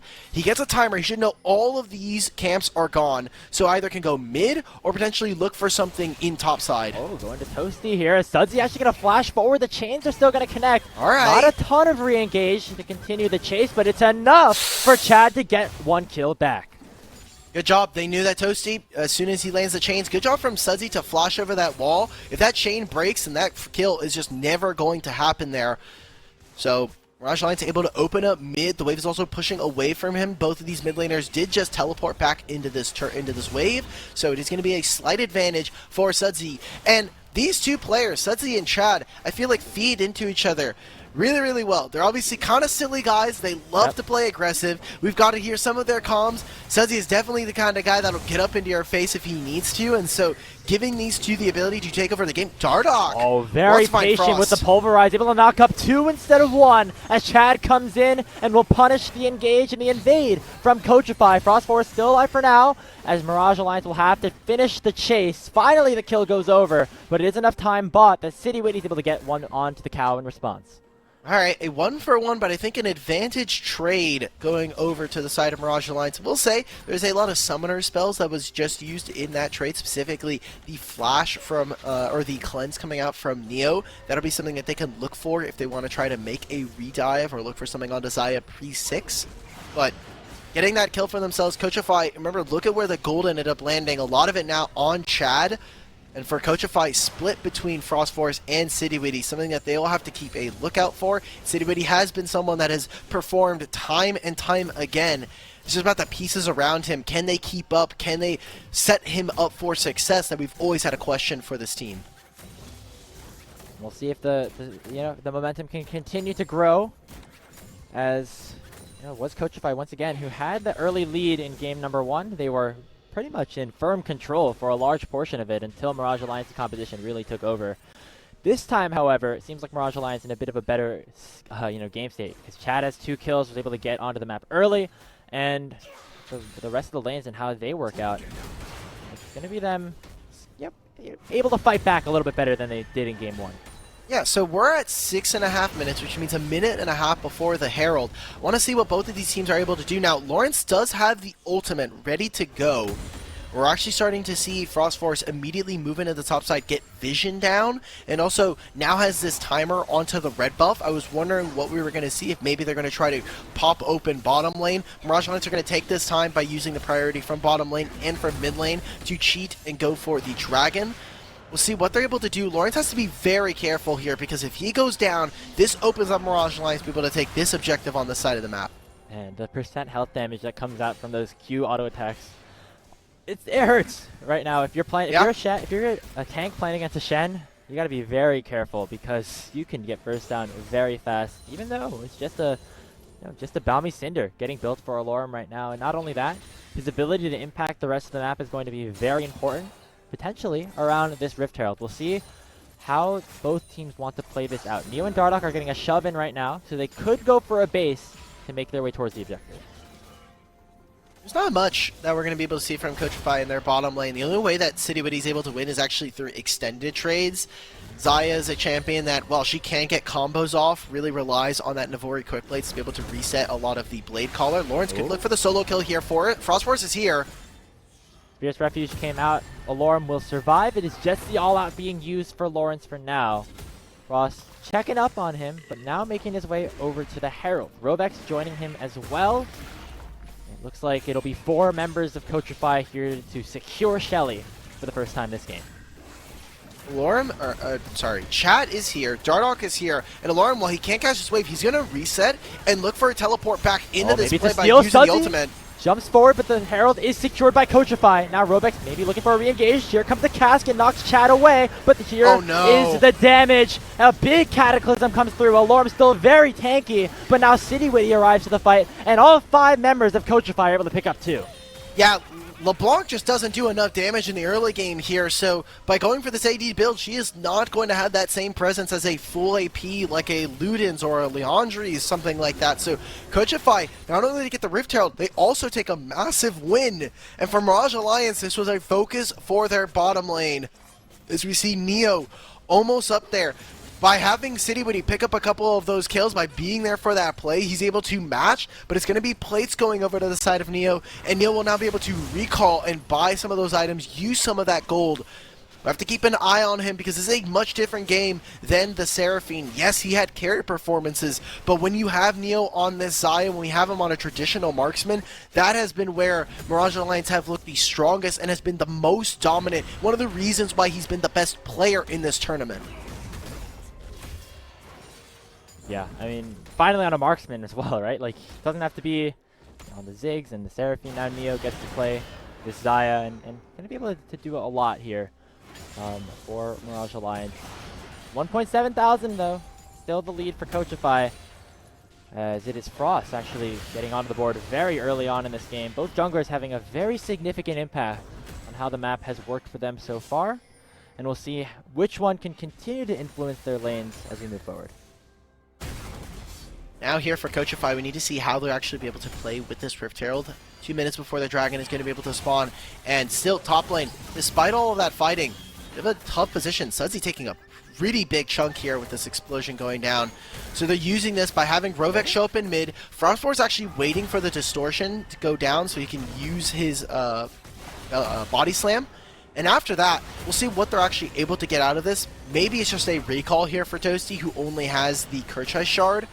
But in the time being, we'll see what Mirage Alliance can do, because they're not quite out of it. They still have a ton of plays they can do. And Chad getting very close to having his Gore Drinker. That'll be something that we can watch. Sudsy now finishing even his first item.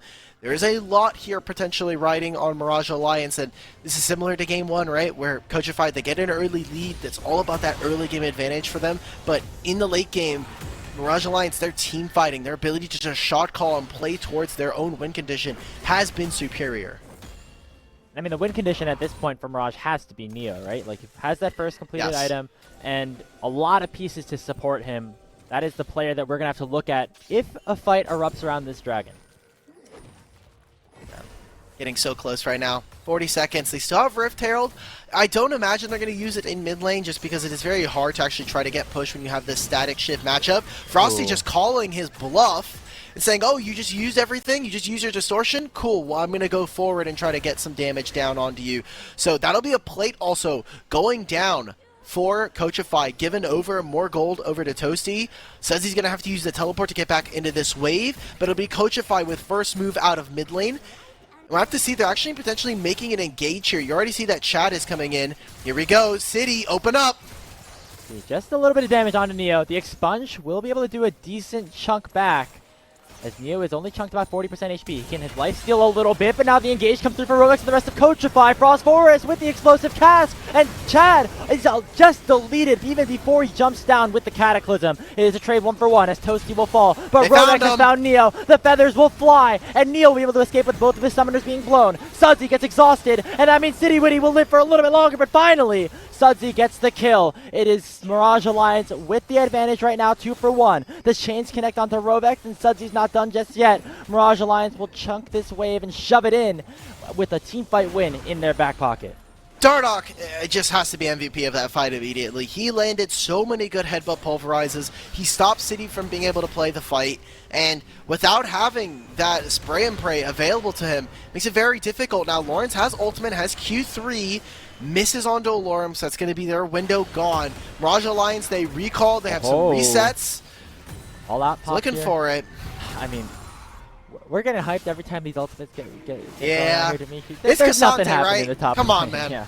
Like it's Cassante, but Alorum, respectfully, doing really well up in the top side, being able to dodge out on those Q3s. It's the difference maker, right? Because I've made the joke that every Cassante matchup is winnable if you land the third Nintofo strikes. If you're able to get that down, every matchup is winnable. I don't care which one it is, if it's the Aatrox matchup or even the Shen one, you land that third Q, game's kind of over at that point. So good job coming out from Mirage Alliance's top laner, as they even get the second dragon. So for Coachify's leads, how much do they actually matter in this game? Because now Mirage Alliance can very easily start up a Dragon Soul. I will say the one caveat to that is that unfortunately Mirage Alliance have low rolled today, and they've got now 2 Cloud Souls back to back. Now they have some champions that love the movement speed coming out of the ultimate, but it's not great.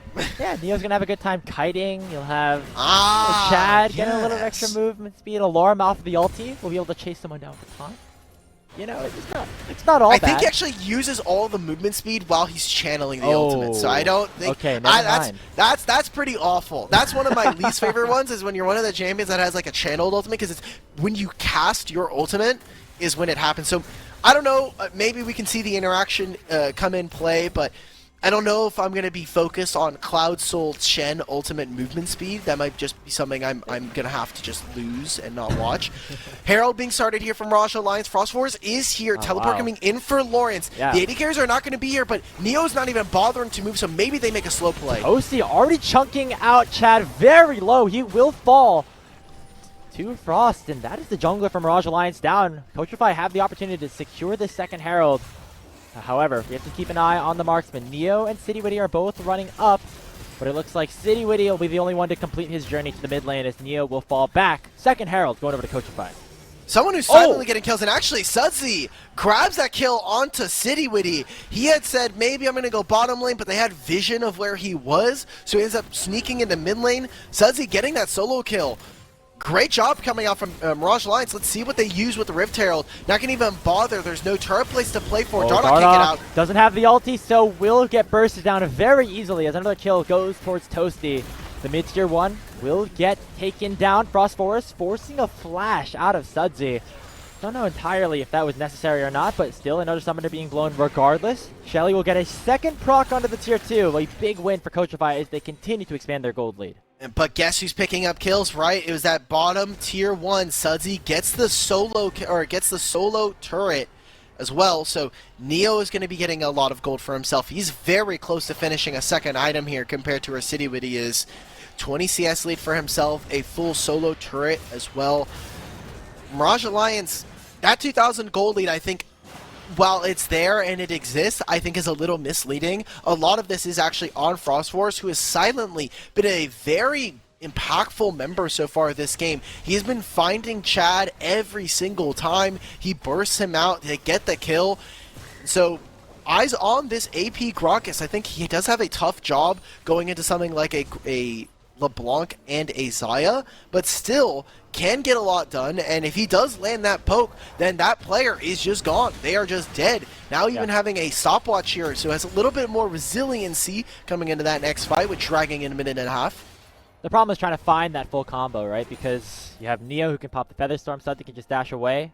However, one misstep is all that Coachify need, I think, with their main carry right now being Frost, the player that got to step in for game number 2. On the flip side, once again, it is a controlled early game for Sudsy, 3-0-2, as even though the rest of his team might be down in gold, he was a big factor in turning the game around for them last time, and now working towards that second item. It's going to be a very good opportunity to do that again here on the LeBlanc.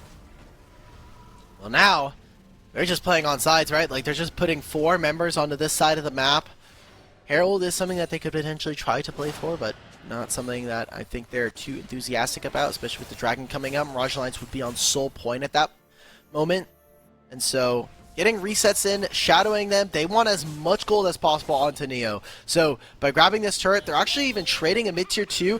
I don't think this is worth all of a sudden. Now that they've given up so much priority in mid lane, they've also allowed Toasty to pick up a little bit of gold. Yes, you're getting gold onto this very important marksman, but I'd say a lot of geography, a lot of the map that you're now giving up to Coachify to potentially play for. And even now, I mean, Toasty, he just teleported in. They're not playing for that top side of the map. They don't care. They're going to have this Tristana pick up this turret and move in for another dragon. So potentially even stalling out this soul that we were talking about.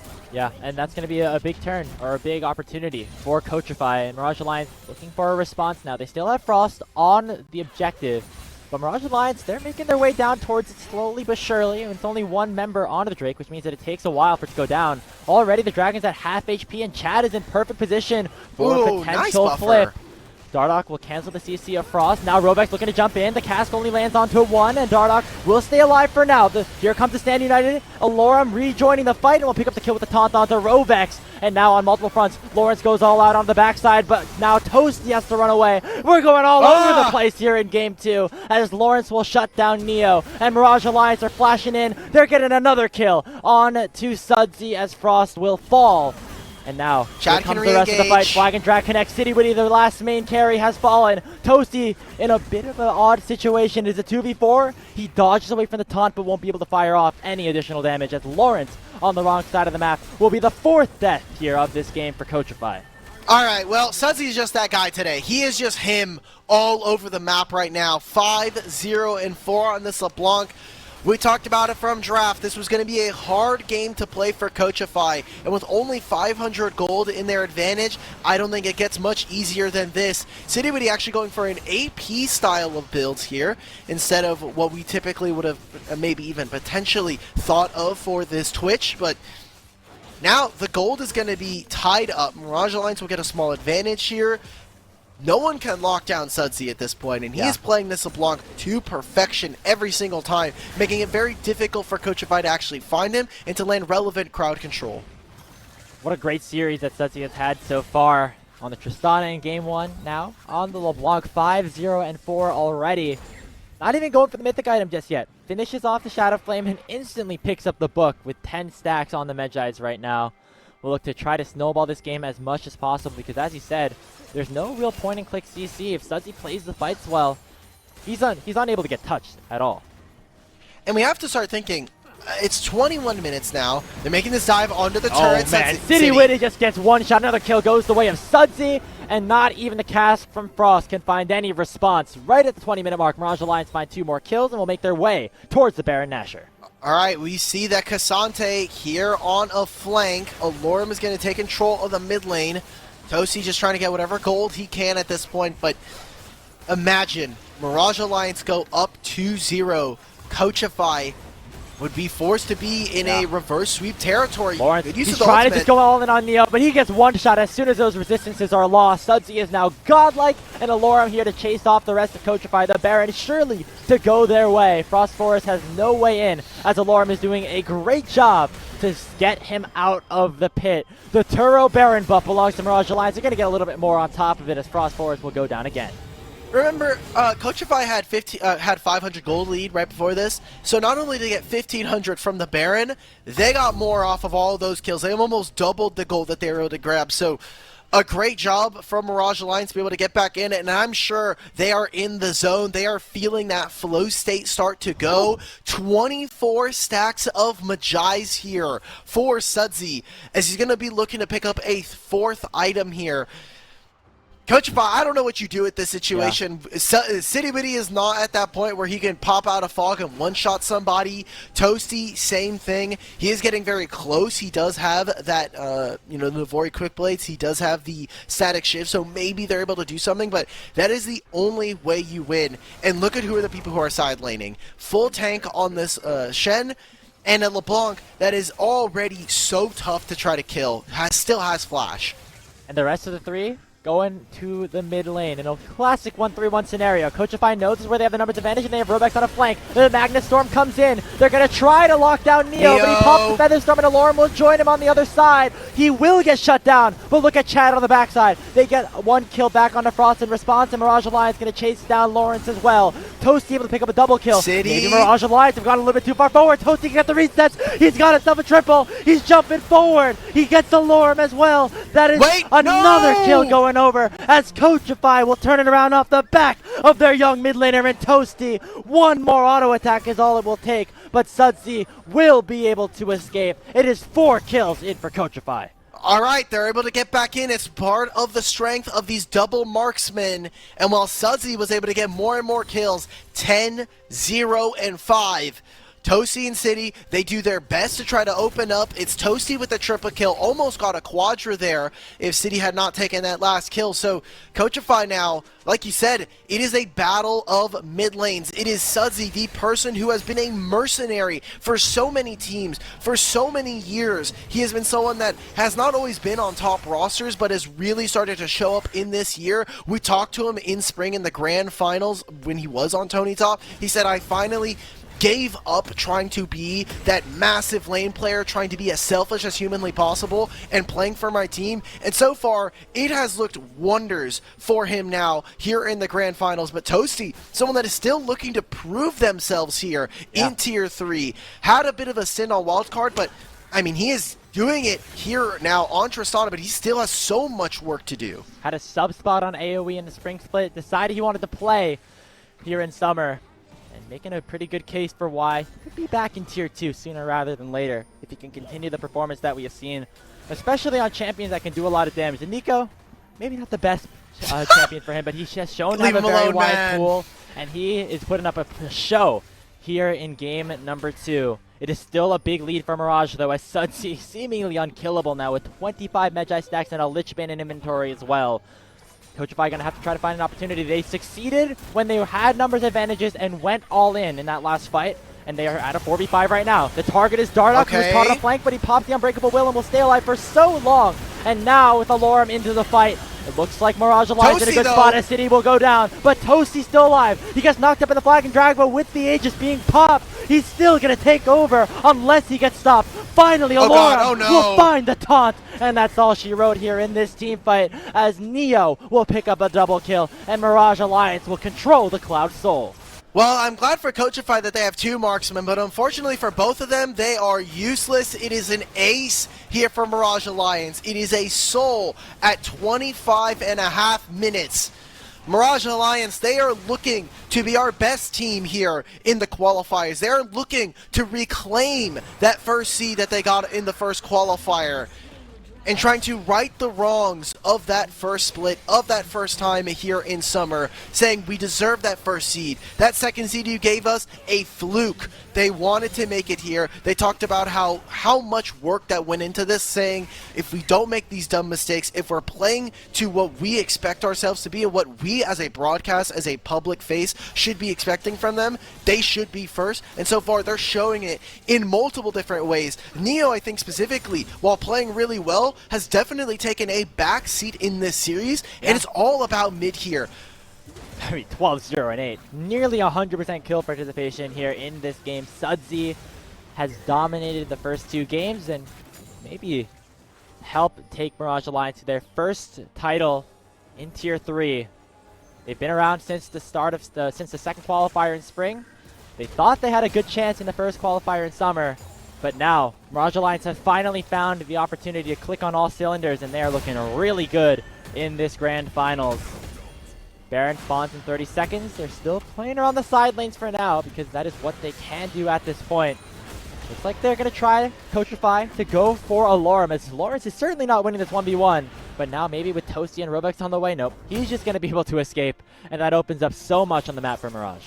Yeah, I mean, now Mirage Alliance, they have access to mid lane. We are now seeing Neo on our screens take this. There's also a Baron spawning in 10 seconds, so I understand the desperation, but unfortunately for them, I think on the wrong side and also just the wrong target here. So half of the HP already gone. Also, I did want to note, is anybody going to tell Sudsy that he's just not going to have a Mythic this game? I guess it's just not going to matter. Teleport coming in. Lawrence and the rest of Coachify going to try to go for some last-ditch engage. The Stand United will go on to Dardoch, and he goes for another big engage. Robux with the Magnus Storm, though. Toasty still untouched, but the Flag and Drag is in. Ooh. And there comes the dunk from Chad. Toasty will jump away, but he is in no position to do any damage. As it is a 3-0, soon to be 4, as Sudsy picks up yet another kill. Mirage Alliance are looking to end this game and go up 2-0 in this series. And in dominant fashion as well. While Coachify were able to generate some leads, it's just not enough. Toasty's the last one to fall here, and he's going to have to just watch whether it's in gray screen or in full-on color. Coachify, last game. All right, Chad's going to go down, but it's the Nexus to fall. A pretty worth trade if you're Chad and the rest of Mirage Alliance. And this is the Mirage Alliance that we were expecting to see coming into this game. Even if they face a little bit of adversity here and there, just the players and the skill that they have is enough to take them over the top, and a pretty convincing victory, something that we've seen from them basically this entire qualifier. Yeah, I was like, we talked about all of our top teams falling, right? Like Team Ambition, Lit, Winthrop, in that first week of groups, all end up falling.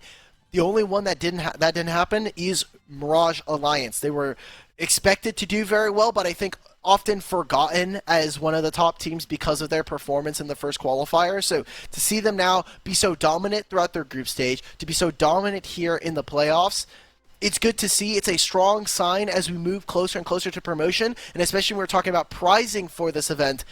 Mirage Alliance, they're going to need it. They're going to want it. It seems like they would just want it that much more, and we're one game away potentially from crowning a champion. And you know, so much on the line, not just for the players that are on the Rift, but even some people that are watching on the sidelines right now. Team Ambition and Winthrop, they want their seeds to be a little bit higher, and Lit Esports is hoping that Mirage take this last game to send themselves into the promotion tournament at the end of August. We're going to take a short break. We'll see if the sweep can be, confirmed here for Mirage after this.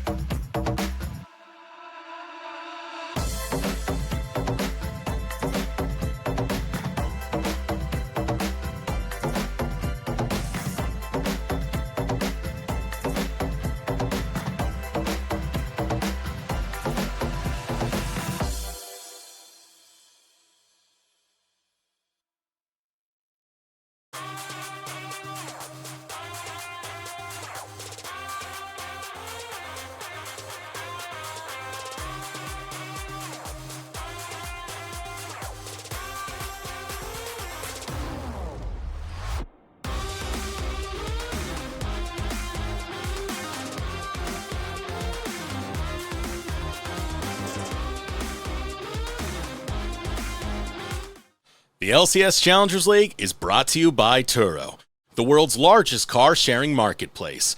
Find your drive. Welcome back, everybody, to the LCS Challengers League Qualifier Grand Finals, where we've got our Turo Key Drive before we head into game number 3 between Mirage Alliance and Coachify. Dimitri, that fight around the Rift Herald, 8 minutes in, that really broke the game open. Yeah, the game kind of ended a little bit there. We were waiting to see what Coachify were doing. We said it was a hard draft to execute, that they would have to find advantages through one of the other lanes that weren't towards top lane, and unfortunately, they just weren't able to drive that home. Specifically, again, the battle of our mid laners here. Sudsy just took over. He got too many kills. He got really accelerated after what was a little bit of a slower early game, especially when we saw those first bloods. We're thinking, okay, Coachify, again, an explosive early game, but man, Sudsy just took over, and after that, the game kind of just disappeared. And, another kind of unsung hero there in that game was Dardoch on the Alistar. I thought he played Yes. pretty well throughout. There were situations where I thought, oh, this guy is certainly caught, and Coachify kind of just dive onto him. The strategy that Mirage Alliance had to send Dardoch on a flank, have Alorum jump in here with on top of him with Stand United, and Dardoch just found incredible engage after incredible engage, and really helped Sudsy and the rest of Mirage Alliance go to that Game 2 victory. Yeah, for sure. Dardoch, I think both of our supports have actually been very, very strong. But in terms of strong predictions, I think we've got a few people here on the broadcast here. We've got our predictions as we look into our potential last game of the series. Team Coachify will have to reverse sweep from this point on if they want to make it into a promotion tournament. Mirage Alliance, they're just one game away. They can take all the time they want on this one. Grapes, I want to put you in the hot seat here. All right. How does Coachify get back into this series? Let's take it game by game. I'm not going to ask you to win the whole series. Game by game? Just one game. Let's just start with one game. With this game right here. Okay. Yes. How did Coachify win this game? They are on red side this time around. As I said, this prediction, I need to gain some ground on you, Dimitri. You're kind of running away with Not things. happening. That's Make not sure happening. That Coachify come here. Not looking super confident here right now. However, Coachify are onto red side. They will be able to select a counter pick here on R5, and I think getting something up towards Lawrence in the top lane. We've seen time and time again when he is able to really dominate a lane, he can take over games from the top lane, which is not something that we typically see. However, Lorm has done a good job at kind of handling him for now, at least towards the end of the game. So I think if we get Lawrence a bit of a good matchup, the Olaf worked pretty well at the start of game number 1. That's also where Coachify had their closer game on the red side. Question, did they win game 1? They got close. Did they win game 1? They got to do it again. I mean, did they win game 1, Grapes? Yes or no? You got to start somewhere. Answer the question. Did they win game 1? They did not win game 1. Okay, all right. Top lane doesn't matter. Top is useless role. Okay, I will say, I do think that Coachify have been playing pretty solid. This is kind of the level of play that we were expecting of them coming into this series. And I think it's really just Mirage Alliance being a step above them so far in this game. We're looking for just a little bit of an extra jump in this one if they want to start their path for that reverse sweep. Maybe City Witty gets a little bit further ahead. Toasty continues to be a very strong player on champions that can really have agency. And that is what I'm going to have my eyes on if I am going to have my prediction be correct. And, it's not necessarily the highest likelihood right now, but we're going to hope for the best as we head into game 3 draft. I'm sure that Coachify would actually agree with you. They really would like to win one game. Let's say it always starts with one. Yes, yeah. It starts with one. This week has been, in terms of competitive here in North America, 3-1, 3-0, 3-1. 3-0, like we're just there's no 5 games. It makes me sad because you all started playoffs with a bunch of 3-2s. We don't have best of 5s until we get to grand finals, so the most we can get is a full 3 games, and we have been getting a fair few of those here. But in this final match and potentially in this final series, I should say, and potentially our final match, Mirage Alliance now on blue side. Coachify a bit of a side swap because they had side selection coming into game 2, so they chose blue side. They lost. Now coming in. Their last game, potentially, now here, going on to red side, they want to acquire counter pick. And Mirage here have to make the choice. Do they ban the Tristana? Do they ban the Kindred? Neither of those two have made it onto the ban table. So they're going to try to go 1-for-1, it seems. Chad, again, has not been able to play this Kindred ever in the qualifiers. He played it one time in the summer split, and it's been banned against him time and time again. However, we do know that Coachify with Frost Force in the jungle instead of City Witty, unless they go for a crazy swap, which I really am not expecting, not necessarily the playstyle that they have gone for here in this tournament, that what has worked well for them has been Frost on playmakers like the Maokai and Sejuani, but now with Mirage Alliance taking both of them off the board, might see a bit of a deviation, and no, it's just going to be the Gragas once again, as well as the Poppy getting picked up for Coachify. The first time here that we're seeing Lawrence on a truly dedicated tank. I like to think of Cassante as a bruiser. He is someone that obviously with his all-out can change forms in that way and how he plays, but Poppy, a full-on tank, someone that is going to deal some damage, but is predominantly going to be there to try to provide crowd control. And specifically now, we'll have to see what Lawrence can do, because we saw Lawrence on Poppy yesterday, and I wasn't very inspired, I'm going to be honest. He looked better on the Renekton that we saw against Team Ambition, and so, or not on Team Ambition, but up against Winthrop, he looked a lot better on this champion, and so I'm wondering what this will look like. Neo now, they have two of their marksmen. It is a Xayah yet again. And Chad, he did play this at the beginning of the split. He played this going up against Return of the Middle Sticks, and we got it to work. Let's see if now what he can do with two marksmen there, a big focus. I'm wondering what the tanks are going to be coming out from Mirage Alliance. Yeah, you've also given City a little bit of love as well. Like, hey, this is the champion that you like to play a lot here in the Karthus. And you said that Lawrence is going to be playing a tank Hawk. However, alright, that might not be the case. What's going on here? Good. I think we're getting some Gragas in the mid lane here for Toasty. More of a neutralizer, and going up against something like Sudsy. Come level 6, I think there is actually a lot of kill threat there. Frost Force being on the Poppy does mean that we're going to be seeing him with a little bit more tank stats, something that's going to give them engage, and something that has been missing for this team because of specifically the Sejuani ban coming out from Mirage. A lot of focus has been given over to that. It's been banned every single game so far, so I think taking that away from Frost Force and from Coachify is a very good shout. As we now get into the second phase of bans, a lot of eyes on support. I wonder if Mirage may throw another ban towards the AD carry pool, maybe something like City Biddy's Aphelios, the Varus as well. Those would be things that I would be looking out for if I were Mirage Alliance.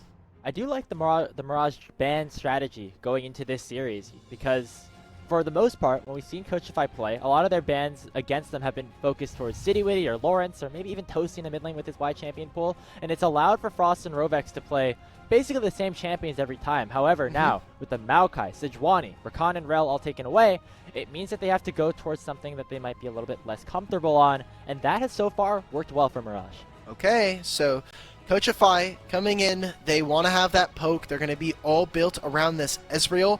The one thing I'm noticing for Coachify is they don't have amazing wave clear, and so at any moment, especially with a static Shiv on someone like on this Tristana, Xayah naturally, by using her abilities, is going to be able to push out a wave a lot easier than Ezreal.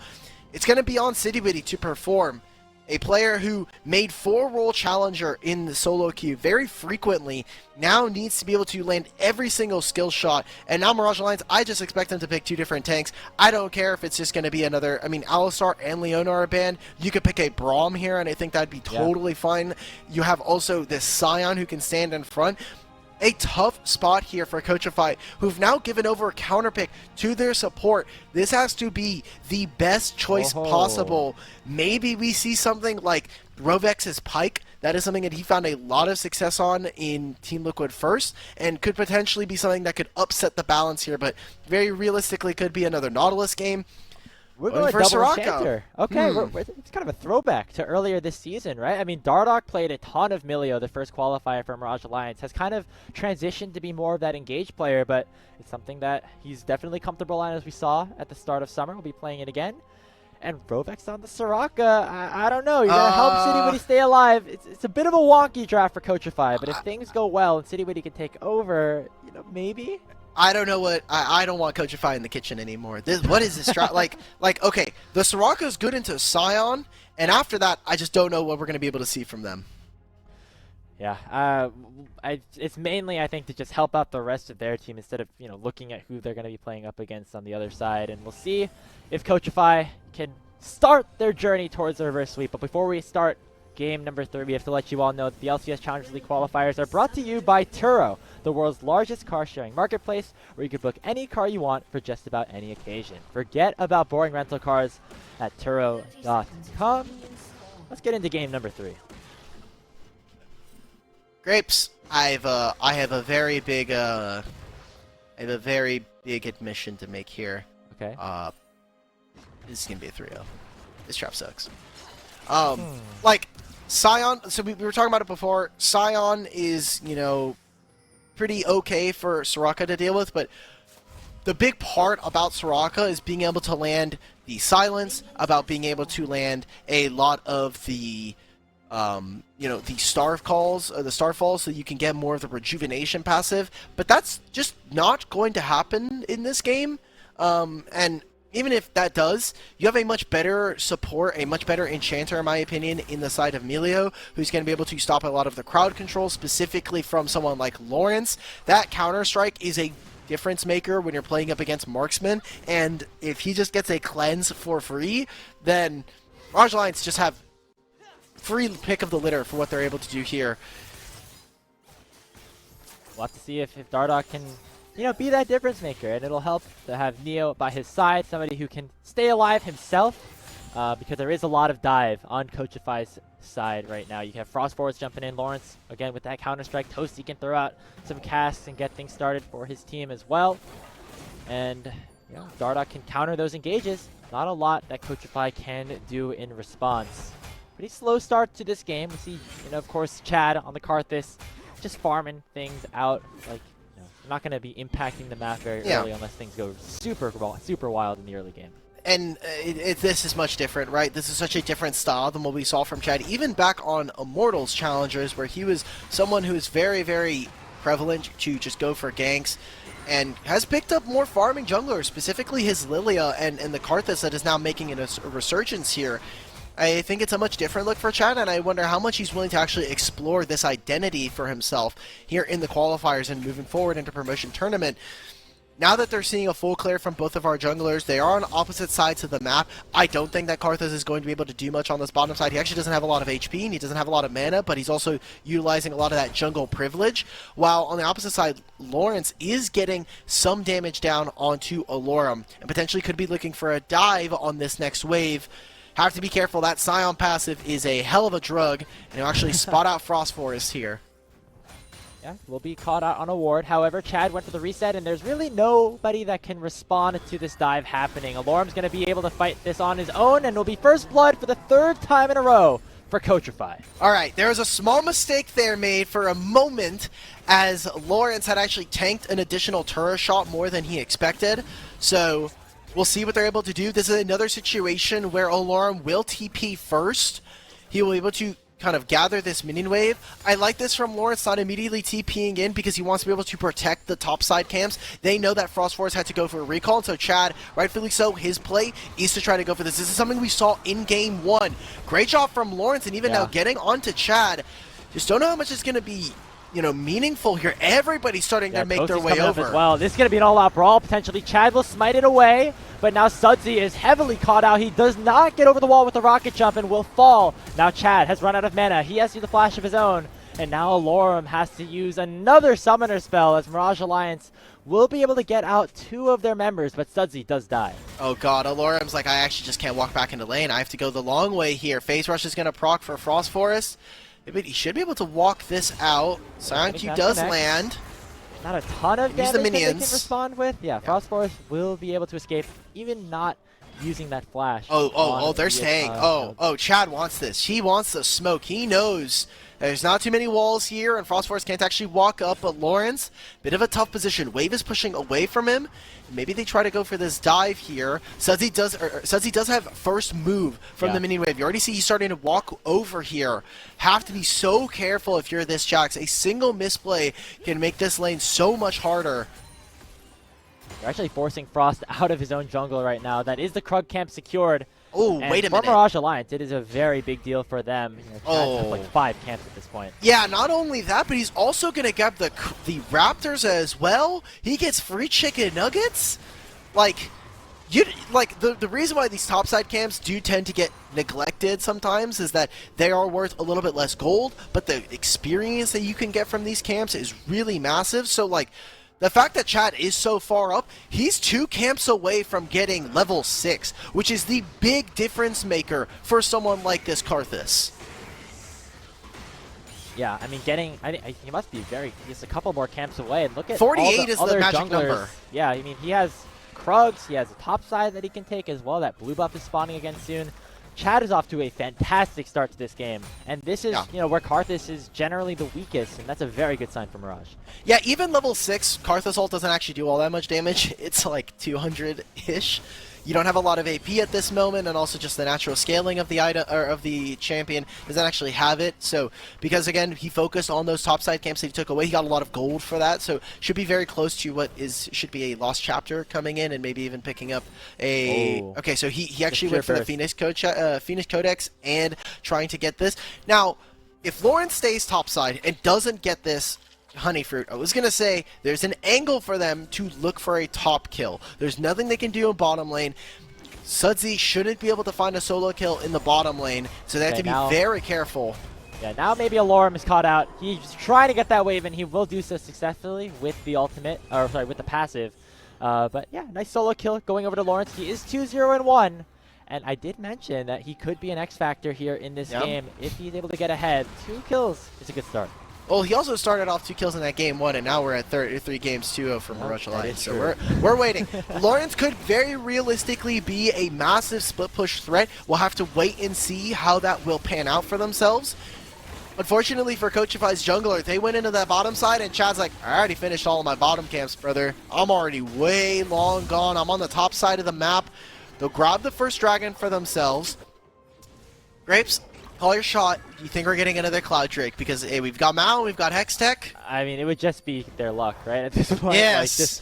Now, Mirage Alliance had to deal with it. Now, Coachify, now that they have 3 kills in the first dragon, if they get another one, I mean, it's for sure going to be Cloud, right? Like, that's just how fate works. Of course. The gods have descended upon us and have elected to give us 3 Cloud Souls in this best. Yeah, they gave us the Cloud Souls because the Chemtech Drake would be our subway ad, and the Cloud Souls to help everybody get speedy so they can, get to where they're going and use Turo for that matter. So, yeah, a lot of focus on this top side. There is a Herald spawning soon. Chad does not get the stun. Frostborn still trying to chase Chad down. Reminder that he will do a lot of damage even if he ends up falling. It will be the kill going down. I don't think it's enough, though, for Chad to get any kills in response. So just getting caught out in the enemy jungle once again. But that was their timer. That was Mirage Alliance's timer to go for the Rift Herald. You had already moved support for Coachify. They moved their support up there. That was your time to potentially play around how strong this marksman in the mid lane is right now. That was their spot to be able to go for that. And unfortunately, Chad being way too aggressive on the Karthus in terms of his positioning. Now, Lawrence starting to get very close. Now, you look at the items. He's got a lot of damage here, but he is very close to finishing the Divine Sunderer, and that will be a massive difference maker in whether Aloran can actually stay in this lane or not. Yeah, I respect Aloran for going for the Scion into Jack's matchup. It's something that, if you are able to stay even, then maybe it's a little bit winning for the Scion, but as soon as that first kill went over, Lawrence has been able to take control of this lane, even though he is down in CS. And now it'll be up to Alorum to make impact in team fights and being that big beefy frontline that we know that he can do for this game. Mirage Alliance seems like they're not too deterred from Chad's early death. They will make their way back to the top side and pick up this Rift Herald. Alright. Coachify, they have another early advantage, and it comes from the top side yet again. City also does have a CS lead here, which is something that we haven't been able to say throughout most of the series. Yes, City has found individual advantages by finding kills because they have been playing towards the top side, or towards the bottom lane. But this time around, with this Ezreal, they've really just let it be that weak side Ezreal that is so famous, right? Just let it farm, let them be by themselves. You should not get caught out, especially with this bottom lane that they have. Yeah. I'm wondering, if they are ever in a solo lane by themselves, Neo just pops Ghost. Do they potentially look for something? Do they try to get City and force his back? Going for the teleport as well, so no combat summoner, but trying to constantly apply pressure here. See Alorum now trying to farm up. This is just Battle of the Grasping Undying procs at this point. We'll see where they're able to use this Rift Herald from the side of Mirage Alliance, as Dragon spawning in 2 minutes means that this will be available for them to be able to knock down some plates. Just, we'll see where Chad decides to put it. Bot lane is not something that we have really been focusing on too much, but very quietly, City, Witty, and Robex have been able to get a decent CS lead. And we saw how strong City has been on the Ezreal. If he's able to get ahead, some really nasty plays against, I believe, Teamless Revenge in the group stage on this champion. So, can definitely style, can definitely, show those mechanics. And I think Chad is a little bit aware of that fact because you see him in the bot lane, actually not using that Herald with Neo in the area, just getting a plate for himself. Alright, sorry everybody. The overlay was a bit bugged there for a second, but we got it to work again. So it is all fine and dandy. Items are starting to be completed here. So they're making this play onto Sudsy. That's his flash out right before the dragon play. We'll see how Team Coachify can put down vision. A lot of it pretty shallow for the most part, as so far Mirage Alliance have done a great job of setting up a vision line thanks to Dardoch, who, again, this guy is role swapped to support. He wanted to play on this team. We talked to Chad early on into the season, and he said that he was kind of surprised to see that Dardoch was willing to play support. But they have been following Chad's calls, and so far, Dardoch has not quite missed. There have been a couple of question marks as to whether his performance was going to be up to snuff. A support has been a tricky role for a lot of our players to try to get a handle on. And so far, Dardoch, specifically in this series, I think, has done a fantastic job up against Coachify. Yeah, he's played really well, and again, on numerous styles as well. On the Milio this game, on the Engager last time around, and Mirage Alliance maybe don't need Dardoch's help this time, but they still are going to go forward and try to go for the engage. It is just a 1-for-1, as the mid laners will get traded. Frost and Chad each picking up a kill. Okay, both of these mid laners have teleport, so I just think that kill, that's just going to be saying, hey, we don't have ultimates. More importantly, Toasty does not have the explosive cast ready to go. There's the Ghost trying to find out Rovex. Damage being done, heal being popped by the Soraka. The top side, no. that's a fully charged Q onto Lawrence, and now he has to flash away. City Witty using the Arcane Shift to escape. Alorum not getting that solo kill, but now with the mid laners respawn, they're going to go for a fight as the dragon is now alive. Chad has to flash away. As here comes Toasty to the fight. Lawrence will not be able to rejoin his team for a fight, neither will Alorum, which means the dragon not going to get started up just yet. Here comes the ulti. No, the Requiem! The first strike damage is what took him down. I'm just going to say it right now, man. Top lane matters so much in this series. As Alorum, he got solo killed, he got taken down so many times, and it just doesn't matter. The burden to carry, the burden to execute is on Coachify with this draft. Mirage Alliance will have a very fun time being able to play this one out. They take a second dragon here for Team Coachify, which should set them up for a sole win condition, and that's all they have to be able to play for. It's what we expect from a composition like this, where you are playing for your lanes, where you have a strong laning phase coming out from someone like an Ezreal. But now, I mean, that was a shutdown going over to Chad. He's going to get more and more gold. He's already up in camps. And you have to be worried as Team Coachify. You're one game away from having your entire season and from having that miracle run taken away from you. And Chad will finally use that Rift Herald bottom lane, get some more gold himself. I don't know if Neo got any of that plate gold, but it doesn't really matter too much. Will still be, a big carry getting the gold here for Mirage Alliance. Chad will be able to get a little bit more in terms of items. He's working for, I believe, a Shadow Flame for that second item with that Needlessly Large Rod completed. And Mirage Alliance in a very good spot with where their carries are at. So, Herald spawning in a few minutes. Lawrence able to get a little bit of chunk damage thanks to the Demolish, but just don't think it's going to be meaningful until he's able to actually generate a full turret lead. Turret damage is not going to be relevant until he's actually able to make gold out of it, and Mirage Alliance do have a bit of a lead. Some of that coming from the CS advantage in the jungle, but a lot of it also just from top lane. We talked about how down bad Alorum was, but now you're even starting to see bottom lane starting to win thanks to having the Kraken Slayer. Mid lane, Sudsy does have a small advantage, about a minion wave there. Coachify, they need to wake up. They need to do something here, because that's kind of the whole point of having a Poppy and a Gragas, is your ability to actually find picks like this. You might have just, they might have heard you there, Dimitri, as Sudsy goes down to the hands of Frost Forest. Now Lawrence going for a 1v1 in onto Alorum. The ultimate is traded back. I don't think Lawrence is able to get the kill here. Just that one kill. Karthus has ultimate soon. This could be a kill very readily for them, and they're in a bit of a weird spot if you are Chad.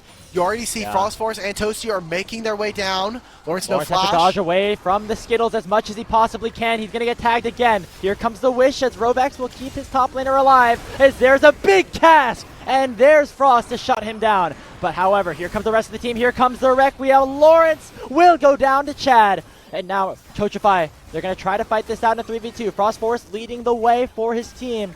But Dardoch able to push him aside and bring Mirage to safety. It's so difficult to find kills, find engages when there is a melee on the enemy team. So City Witty should be able to grab this turret all by himself. Great job from Coachify to be able to grab those kills, and specifically the shutdown onto Chad. Oh, making this teleport City. He has Flash. Should have the Arcane Shift still available to him. The tough play. He's got to get out of this area. Flashes over the wall.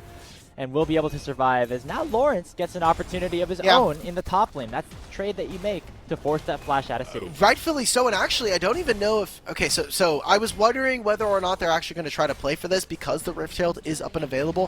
Frost Force is on this side of the map. You're actually starting to see all of Mirage Alliance go towards this objective, but they're just going to be too late here. Chad is finishing up his jungle camps and actually having to catch this top wave. Neo, while he does pick up some gold, he is still behind. City Witty is very close to getting Triforce, and soon to be done, the Mirror Mana here. Coachify are going to be in a very good spot in the next coming up minutes. With Dragon spawning in a minute and a half, that'll be Dragon Soul point for them, and that could be their part of the game where they say, okay, Mirage Alliance, we're done losing the game, we're done playing backseat, this is our time to shine.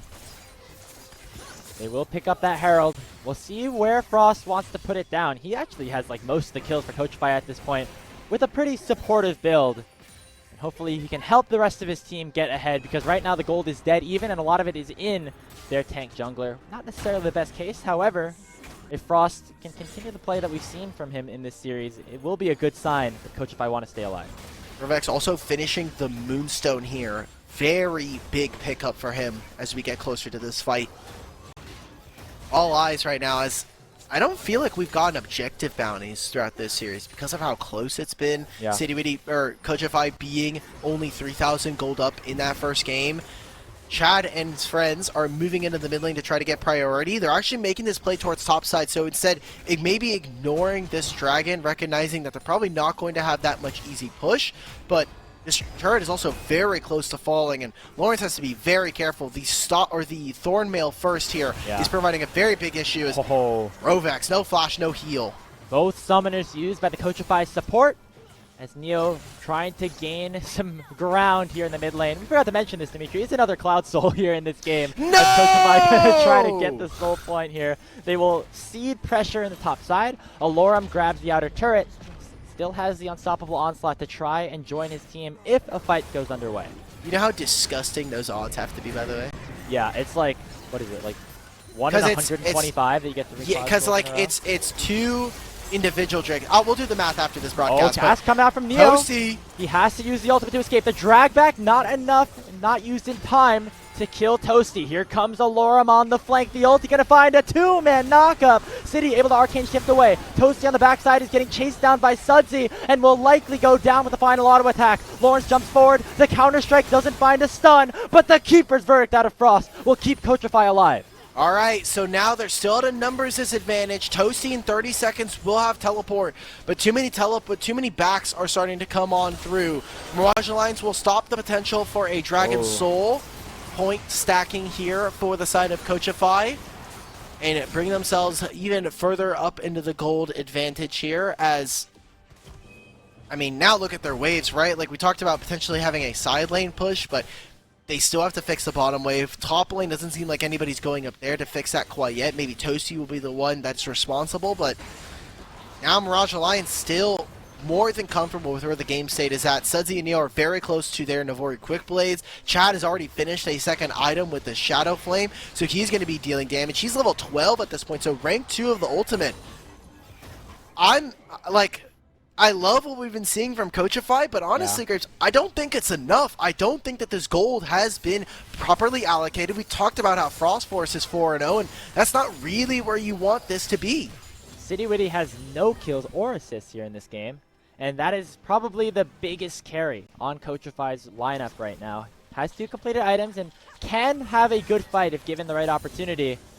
But Mirage Alliance, I mean, they've got so many threats, top to bottom on this team. Chad, Sudsy, and Neo all can probably 1v9 a fight if given the right angle. And you have a Lorem who has played a phenomenal game on the weak side with this Sion, and Dardoch as well, buffing up everybody. Mirage Alliance are in a very good position with the composition that they have.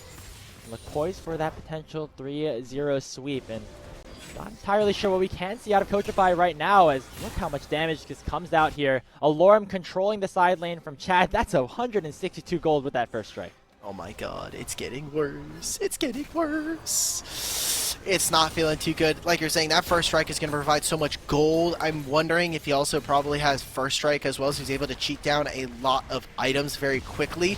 Going for Morello's here.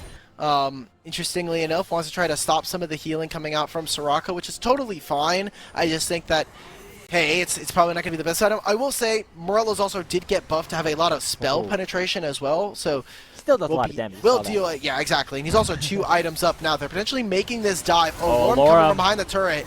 Yeah, City has to flash very early on in this one, and Neo's just chasing the animated carry down. However, he is chunked out and forced out of the fight as Toasty comes in with the teleport. Coachify surviving for now. The True Shot Barrage will not find a target, and nobody will fall in that engage. That will be the Ghost. That'll be also the heal coming out from Mirage Alliance's bot lane. Baron is up. And you already see that Lawrence pushing in this bottom wave, escorting it. That was a pretty risky dive coming out from Mirage Alliance. I like that they're looking for plays that will advance the game state.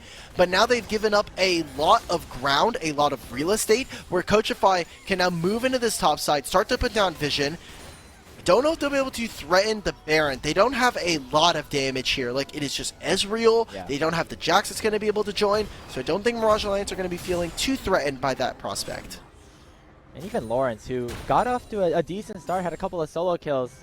I mean, Lorem has found a way to get CS, to stay in this game, now has that 2 completed items, and yeah, Lawrence can't really break him at this point. That's just kind of what a Lorem does. Even in these matchups where you think you have the advantage, just is able to hold the line and keep things in control. And we said, maybe if Lawrence is able to take over a game for Coachify, they can come away with a win here. It's not looking like this is the one. Oh, man. So I'm trying to do the math here for what that looks like for the Drake. It is a less than 0.007 chance that occurs. Someone in Twitch chat can fix my math if they want to, but that's just me doing sloppy napkin math right there. That's pretty insane. Not that the Dragon Soul is actually going to change too much, especially with how, you know, we've seen Mirage Alliance start to contest them. The fact that Coachify lost that third dragon is not a death nail, but very close. Remember, Rovex probably going to have to blow the flash here again as heal.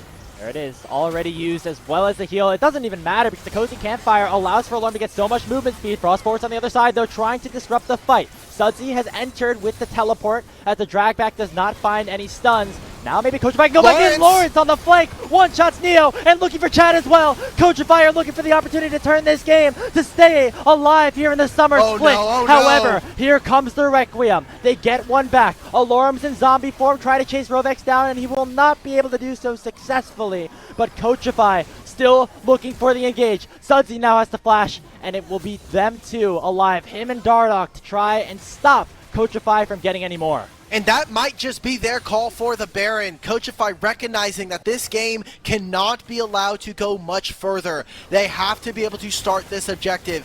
Rovex, I wish you best of luck in trying to recall here. The mid-tier 1 is going to fall. It's going to be a little bit of gold, but Chad is up in 5. Still risky. Alorum's has up teleport in 10 seconds. Yeah. He has the teleport to get back in, even though the Requiem's not alive or not available here for Chad. Toasty, they know they have to go for an engage. They try to lock down Sudsy, but he uses the rocket jump to escape. Oh teleport no, they're going to die. Lawrence trying to join the fight. City Witty just a couple of Baron autos from going down as now Lorem is in the pit. It's an all-out brawl. The flip goes the way of Coachify, but they lose one in response, and Frost will fall for the second. What a turn, what a trade, what a series that we have here in the NACL Finals. And now Shutdown going over to Neo. Oh god, it just doesn't get much better. Yes, it's a Baron buff going, the Turo Baron buff for Team Coachify, but it's another Dragon here for Mirage. It'll be access to these bottom side camps as well. Something that they're not going to be able to do, and The biggest winner here for Team Coachify is Lawrence, who will have this bear, and he will be able to be a split push menace. But you look at what his build is, it's going to be the Black Cleaver, it's going to be Zonia's third item, so he is trying to be a massive teamfight presence. I just don't know if that's really what we want our Jax to be when we could have had another tank to match something like this Scion.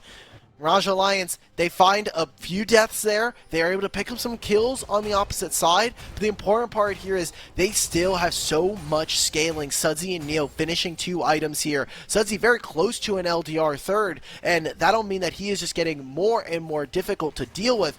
Chad, hey, he might have gone down, but it still feels like he hasn't missed a beat here on this Karthus. Still trying to farm up, get as much gold as he can. The Turo Baron buff still belonging to Coachify. However, you look at the gold that they have generated, it's actually in the negatives right now because the Mirage Alliance have been able to got those 2 kills and are still able to farm out well. Alorm is on the bot lane, split pushing right now as the rest of Coachify are trying to burst down this top lane. And it will be the tier 2 going down, and Alorm might look for more. Remember, this Baron gives you 1,500 gold. They are down 1,200. That was one of their big ways to come back, but this gold has been pretty even between our 2 teams. And that's not the spot you want to be in. Mirage Alliance being so dominant, Alorm, a tank in the top lane, a sturdy foundation for them to be able to play around. Know that you don't have to play around topside. Neo being the consistent carry as ever. And Sudsy on this Tristana, 3 games back to back. While he was on the LeBlanc in Game 2, he has been so consistent. He has been Mr. Consistent for this squad and has been the best performer so far in a series that we thought it was going to be a bot lane. We thought it was going to be Neo versus Citywitty back to back. But so far, Sudsy has made it about himself. He has made it a battle for the mid lane, and it has always come up in his favor. Yeah, Toasty, again, not in a position where he can be like the main carry for his team, but has found some good engages, but it really has been Sudsy coming alive in this series. And now Lawrence getting chased out by Alorm and Chad. He has to use that leap strike to try and escape, but I don't think it's going to happen. There's 4 members of Mirage Alliance around the Jackson. That's a nice cue out of Dardoch to make sure he can't find a single thing. Oh, man. That's not good. That's not good. That's a lot of your shutdown going away. That's not what you wanted to see if you were going to be Team Coachify. They've got that coming in, which is fine for them, but look at where Mirage Alliance are trying to trade, trying to go for the mid-tier 2. Very nice. All right. Cool. Also went for the Warbox. Instead of, I saw the Giant Spell, I thought it was going to be an Anathemas onto somebody. Maybe he's thinking there's too many threats that it's to make it worth it, but you know, that's normally what we've seen out of utility junglers so far. Yeah. I mean, it's fine, especially if you think fights are going to be going in and out. If there's going to be a small trade and then you see that Frost Force can go back and reset and get some HP, it's, I think, reasonable when there's a Karthus on the enemy team to start thinking about itemization like this, but I agree. I think an Anathemas would have been fine. I'm going to be honest, I don't think the itemization is going to change in this instance for what's going to happen. Frost Force now has 3 items as a tank, which means he will be very resilient, but there's not a lot of magic resist as well, and Chad being the solo AP, someone who has a lot of ability damage as well, is going to be picking up magic penetration once he finishes his Merlinomicon as well. Level 16, most importantly here, rank 3 of the ultimate with this much HP, or ability power, is going to potentially take 2 or 3 members out of the fight. I'm scared for Rovex in particular. He might just get one shot before a fight even begins. And speaking of, that's not what's happening to Alorm right now. He tries using Unstoppable Onslaught to escape. Oh my goodness, look at the damage from the Requiem. Not enough to trade just yet, but now with Chad and Dardoch arriving, Toasty is going to be in a lot of trouble. He goes golden, but will fall. Oh my and God, now Neo trying to chase down Citywitty as well. It's a level advantage for City, but it's going to maybe get him that win. He has to force the ultimate out of Neo, and now Dardoch with the Breath of Life, trying to save his team. Teleport comes in from Sudsy. We are looking at a 4v4 that could decide the game. City. That could get Mirage Alliance this series victory. The Buster Shot comes out. Frost Force looking to engage. But Mirage Alliance are able to disengage. They are able to escape. The Baron is not up for another minute, which means that Coachify cannot go for it. They need to try and slow chase them out of this. You saw that teleport was already invested by Lawrence. Citywitty is going to do the same. Baron in a minute, 30 seconds before the Dragon. There's not going to be a soul, but it should be soul point coming in for these 2 teams. That Buster Shot from Sudsy, I think, saves the fight entirely there, as he's able to knock Lawrence away and stops him from getting into a good position to be able to take over this fight. Citybitty getting so close. He has the Hex Drinker as well. We saw how much damage this Requiem can do. And it's coming up very shortly as well. About 40 seconds before that comes up. So even after this fight, they should be expecting to be chased out of the pit. You saw how fast Neo was with Ghost and with Melio next to him. They're going to try and enter this pit. North side entrance from Mirage. They might just prioritize the mid-tier 2 and then flank into the Baron. That makes a lot more sense to me. Not going to take the tower just yet. Finally, Neo will run over to it and take the tower down. And Baron is being, traveled over to and now started up by Mirage Alliance. The True Shot Barrage comes out. They now know that this objective is being started up. However, they burst it so fast. They have a Tristana and the Karthus to try and take it out. The Keeper's Verdict gets canceled here for Frost. They'll have it again in a few seconds. But right now, Coachify are looking for a flank. Watch Toasty here. Alorm going to try to go right forward there. The silence keeping City alive for now. And now Frost Forest in a lot of trouble. Here comes the cast. He does not find any crucial target. Chad gets locked up by the Everfrost, and Lawrence going to try to burst him down. He will go all the way down to the floor as the shutdown goes Rovex's way. Here comes the Requiem. It's not enough damage to kill anybody as Lawrence now pops a stopwatch. Now he might be potentially caught out. He jumps over to Frost to try to keep himself alive, and now he might have led his jungler to doom. Here comes the Wish. Lawrence now on the flank. They might have found Dardoch, but Neo will find the kill first, and Dardoch will still survive. Toasty and Coachify trying to find the trade, but Citywitty on the back line still finds one. He's looking over to Alorum. Dardoch and Sunsy are going to get collapsed upon, and Coachify are going to keep this series alive. They find their 4th kill, and Alorum will be number 5. That is the ace for Coachify, and they will make their way towards the Baron. Oh my god, they spent so much time separated from Ezreal and Soraka, and you were calling it, I think rightfully so.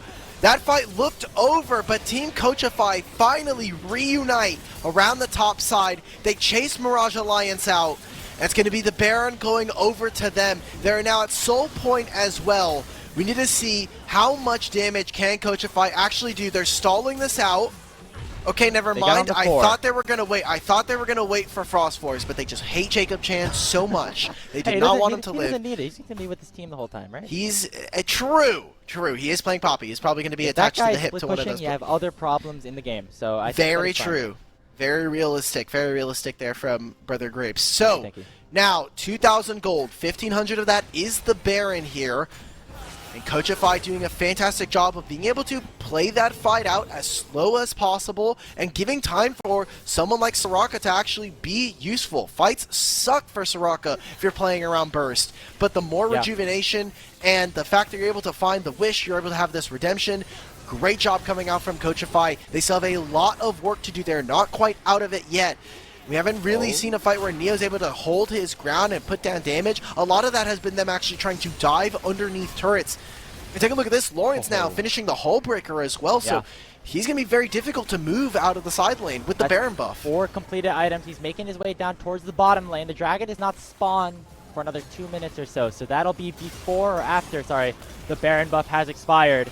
You see Coachify, they're trying to find anything with a little bit of the objectives that they still can collect. It is mid lane tier 2 that has to be the biggest target, but Mirage are holding for now. They have a lot of good wave clear. Toasty going for the engage. They find a 2-man body slam. Chad in a lot of trouble, but he's able to escape with the help of Dardoch. The redemption heals up so much, and Toasty might have gone a little bit too far forward. He goes down, but now on the other side, it is Lawrence hammering away on the bottom lane inhibitor. He will be able to pick it up. However, now 5 members of Mirage Alliance are going towards him. He likely has no way home, and it looks like Coachify will abandon their top laner to make sure that they escape with at least a little bit. Oh my god, Lawrence is trying to get at least one back, but the shutdown goes towards Neo. Man, they backed off just a little too early from Coachify's bottom lane. That could have been them taking the mid-tier inhibitor turret. But now, Mirage Alliance, they will have death timers in their favor to be able to move into this bottom side, clear out all of this vision for potential flanks. And look for this dragon. It will stop the soul. Honestly, if you're Mirage, oh my god, this dragon is actually fake. Like, it just doesn't matter. You give this dragon over, you open up for Elder. I mean, if we get to that point, Citywitty's going to be even stronger than he is right now. I mean, look at the damage that he's able to do with just that True Shot Barrage. Has a frozen heart. He's not even building full damage, and still is in a really good position. And if he's able to stay alive, the rest of Coachify can disrupt without going down. I mean, that's how they won that fight around the Baron, and they could probably do it again. Yeah, I don't.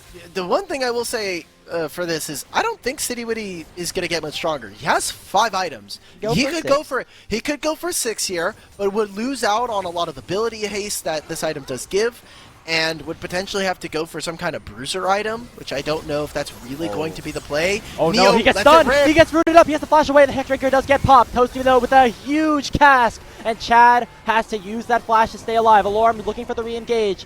Teleport coming in, Lawrence is on a flank, and I don't think Mirage Alliance know it just yet. Here comes the Counter-Strike. Neo has to pop the Featherstorm, but a 2-man knockup from Alorum will take down Frost, and now City's in a lot of trouble. Lawrence trying to carry this game, but he gets pushed away by Sudsy, and he's going to jump forward, looking to Goomba stop the rest of Coachify as they're on the wrong side of the map. Alorum still untouchable in this fight. He pops the shield. It doesn't even matter how strong he is right now. Neo picks up the dragon in the meantime, and Coachify kind of have nowhere to run.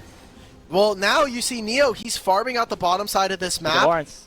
Oh my god, Lawrence is just trying to cut the wave, but there's no minion wave for him to play for. I'm actually surprised they don't go for the top lane inhibitor. That's up and available. Oh, he needs people to escape. They know. Oh, just barely is able to get out of there. This game is all but even. And to remind everybody, it's been 36.5 minutes. You may have forgotten where we're at. Grand finals here. If you're just watching on LCS Challengers or one of our affiliate streams, we are probably have already moved over, but if not, we're going to be on Rally Cry Official. Make sure that you're staying tuned to catch the end of this game. Mirage Alliance, it takes them winning this game soon, or we go to a game 4. We have Coachify having to make that reverse sweep. Mirage Alliance with this win will be first seed in promotion. They'll get themselves the $6,000 you get for winning this tournament. And Coachify, their season ends with any loss here. Yeah, I think we have about 30 minutes or so until the swap ends up coming through, but it is a good reminder, if this goes more than a 3-game series, we will be on Rally Cry Official for probably the rest of it after this game. And you're going to want to make sure to have that open, as well as, you know, Team Liquid Golden Guardians, which is a very important LCS series in the playoffs there. So make sure you have that dual screen open, because it could be a big series if Coachify are able to continue to stay alive, keep this game in their hands. Lawrence now at a position where he can really now make an impact on that side lane. As we have seen time and time again, they're going to go use the double teleport to try and find a pick onto Alorum. Flashes away. He will be able to survive for now. Frost Force flashing in. They don't land the stun. And now the rest of Mirage Alliance might be here. The cast comes out, only landing onto Chad. True Shot Mirage doing a decent amount of damage, but a 3-man knockup coming out from Alorum. And Lawrence will go down. 2 stopwatches used by Coachify, but it will only delay their death, as City Witty and Rovex will have to try and make a miracle defense at their base. They're going to go through mid. They also have Baron in 10 seconds here. Coachify, they spend too much time. Yet again, Alorum is the red herring. You do not ever want to try to kill this champion. Yes, you have waves to play around the bottom lane, but again, we never revisited the top lane with an open inhibitor here. They're going to just ignore the Baron. They're going to look to try to end out 30 seconds. Rovex is chunked to half. Sudsy jumps forward. This could very well be the end of the series.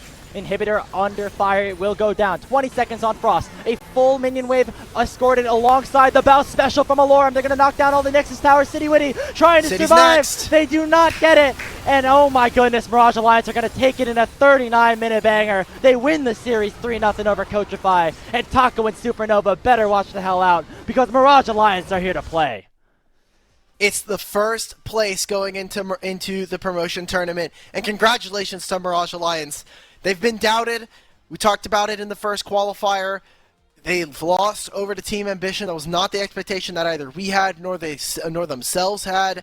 Coming into the second qualifier, it was heads down, keep focused, worry about our next opponent.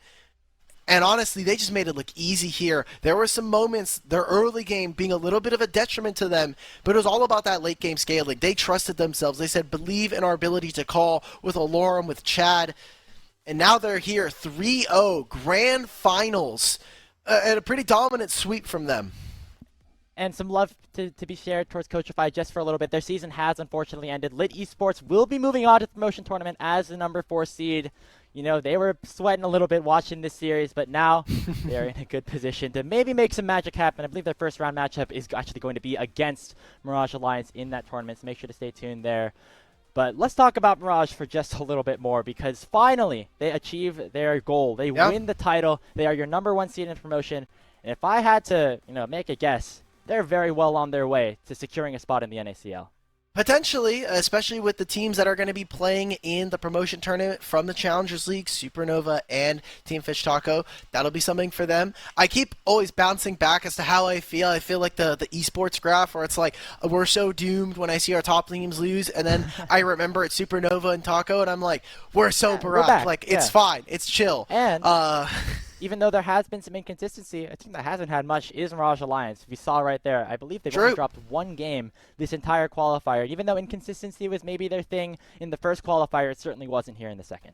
Yeah, their only game that they lost was up against Team Ambition just recently. So they went through this entire qualifier with a single game loss. Impressive enough.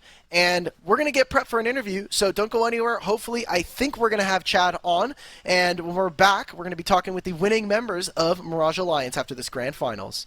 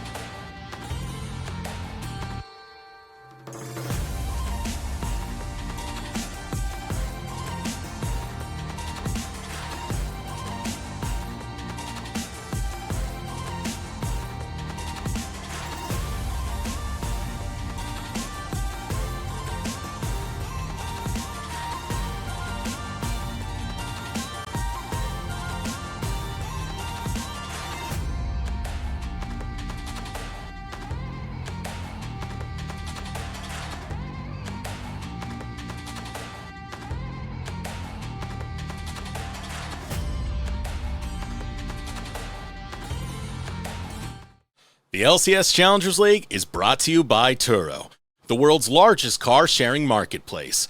Find your drive. Welcome back, everybody, to the LCS Challengers League qualifiers. We are here at the conclusion of our grand finals with Chad Jungle, and he's got a cat with him. Oh my gosh. Let's go! Let's go. Perfect content to wrap out the year. Chad, you guys went on a great run in the second qualifier, only dropping one game. Was that about as expected for this time around, or were you hoping for a little bit more competition? No, we were expected to not drop any losses, and we only dropped one because of internet issues, unfortunately. Yeah. Mm-hmm. But it was expected to go 0 losses. We got 1, unlucky. But Fair yeah, enough. I'd say it was a pretty good tournament.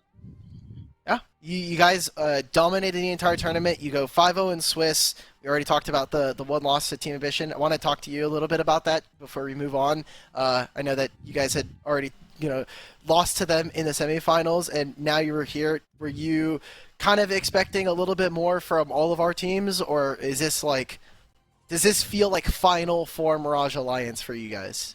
I mean, for me, I don't even think that we're playing particularly like really well. Like we're winning, so Sure. it's like must be something.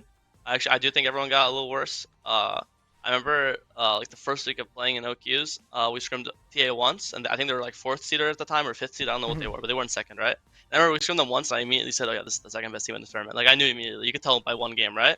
Yeah. So I'd say every team that played was expected. I think the one team that I was kind of surprised by was TA. I have some friends on the team, so I think there's a bunch of really good players on that team, and I think they kind of fell short. But besides TA, I think everyone else was pretty expected. I just say I don't know if it's like the vacation thing or it's just a bad week. Teams Yeah. aren't teams are human. But I'd say all the results were expected from me except for the TA.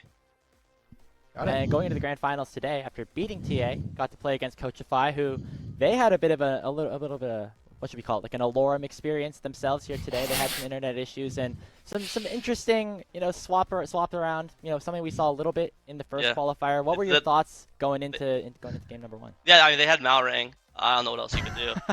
Sure.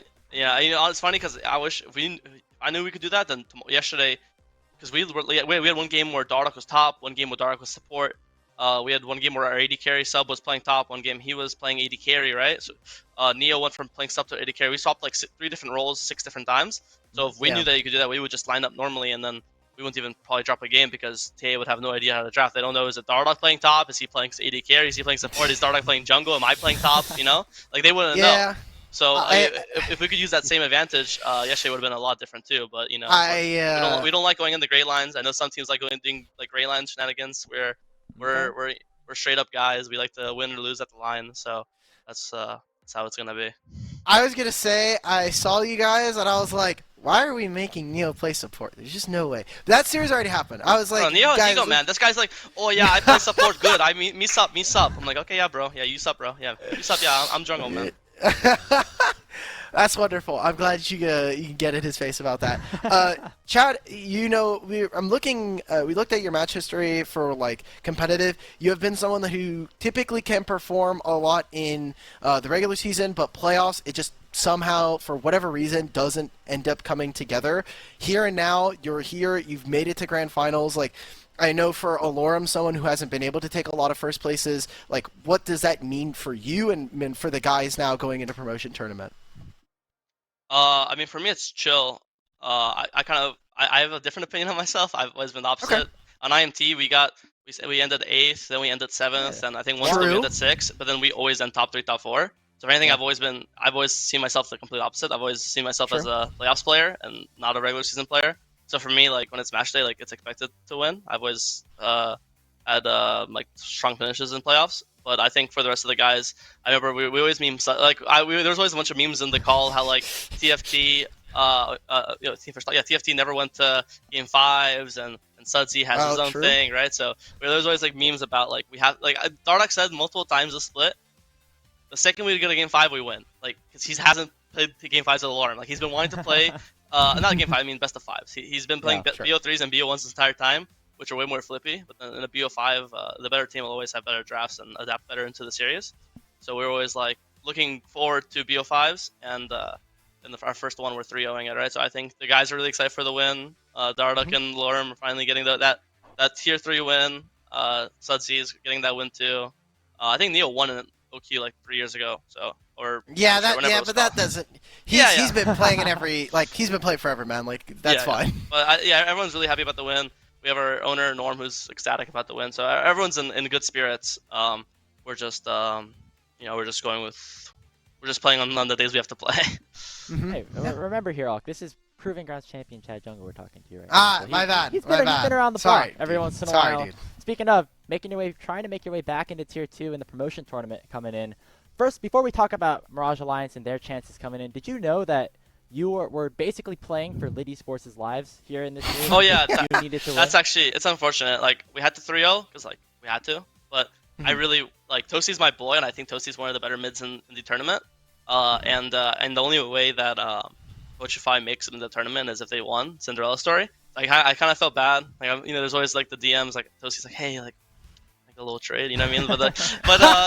No. I honestly think, I mean, Lit's good, but if I had to say, if I wanted to like represent like the top 4 best teams in amateur, I do think, I don't know where they would be in the top 4, but I do think Coachify deserves to be in the top 4. Right. I don't know if the system needs adjusting or what. I think getting second place is pretty good. But I don't know how the system works, to be honest with you. But I do wish Coachify was in. But what can you do? Me too, man. I thought they were a really good team. So, looking forward, promotion tournament, you guys are going up against, you guys should be going up against Lit, if I'm correct. So, looking forward towards that, and then knocking out... Darius. Yeah, continue. Oh. All right, fair enough. I'm scared for your top laner, but potentially knocking out either Supernova or Team Fish Taco. Is there anything? Obviously, I think the Team Fish Taco storyline's a little bit more interesting, but either of those 2 teams, I don't know how much of like Challengers League you were watching throughout the regular split. Yeah. I mean, I got friends on both teams. So I won't badmouth too much, but it's like Music Jungle and like Rostorn. You know what I mean? Like. Yeah, I guess we do now. Now we know your opinion at least. Yeah. I mean, spitting. All right. Chad. I'm not even bringing up the support role. It's also like Dardock versus like Trevor Roy and NXI. You know what I mean?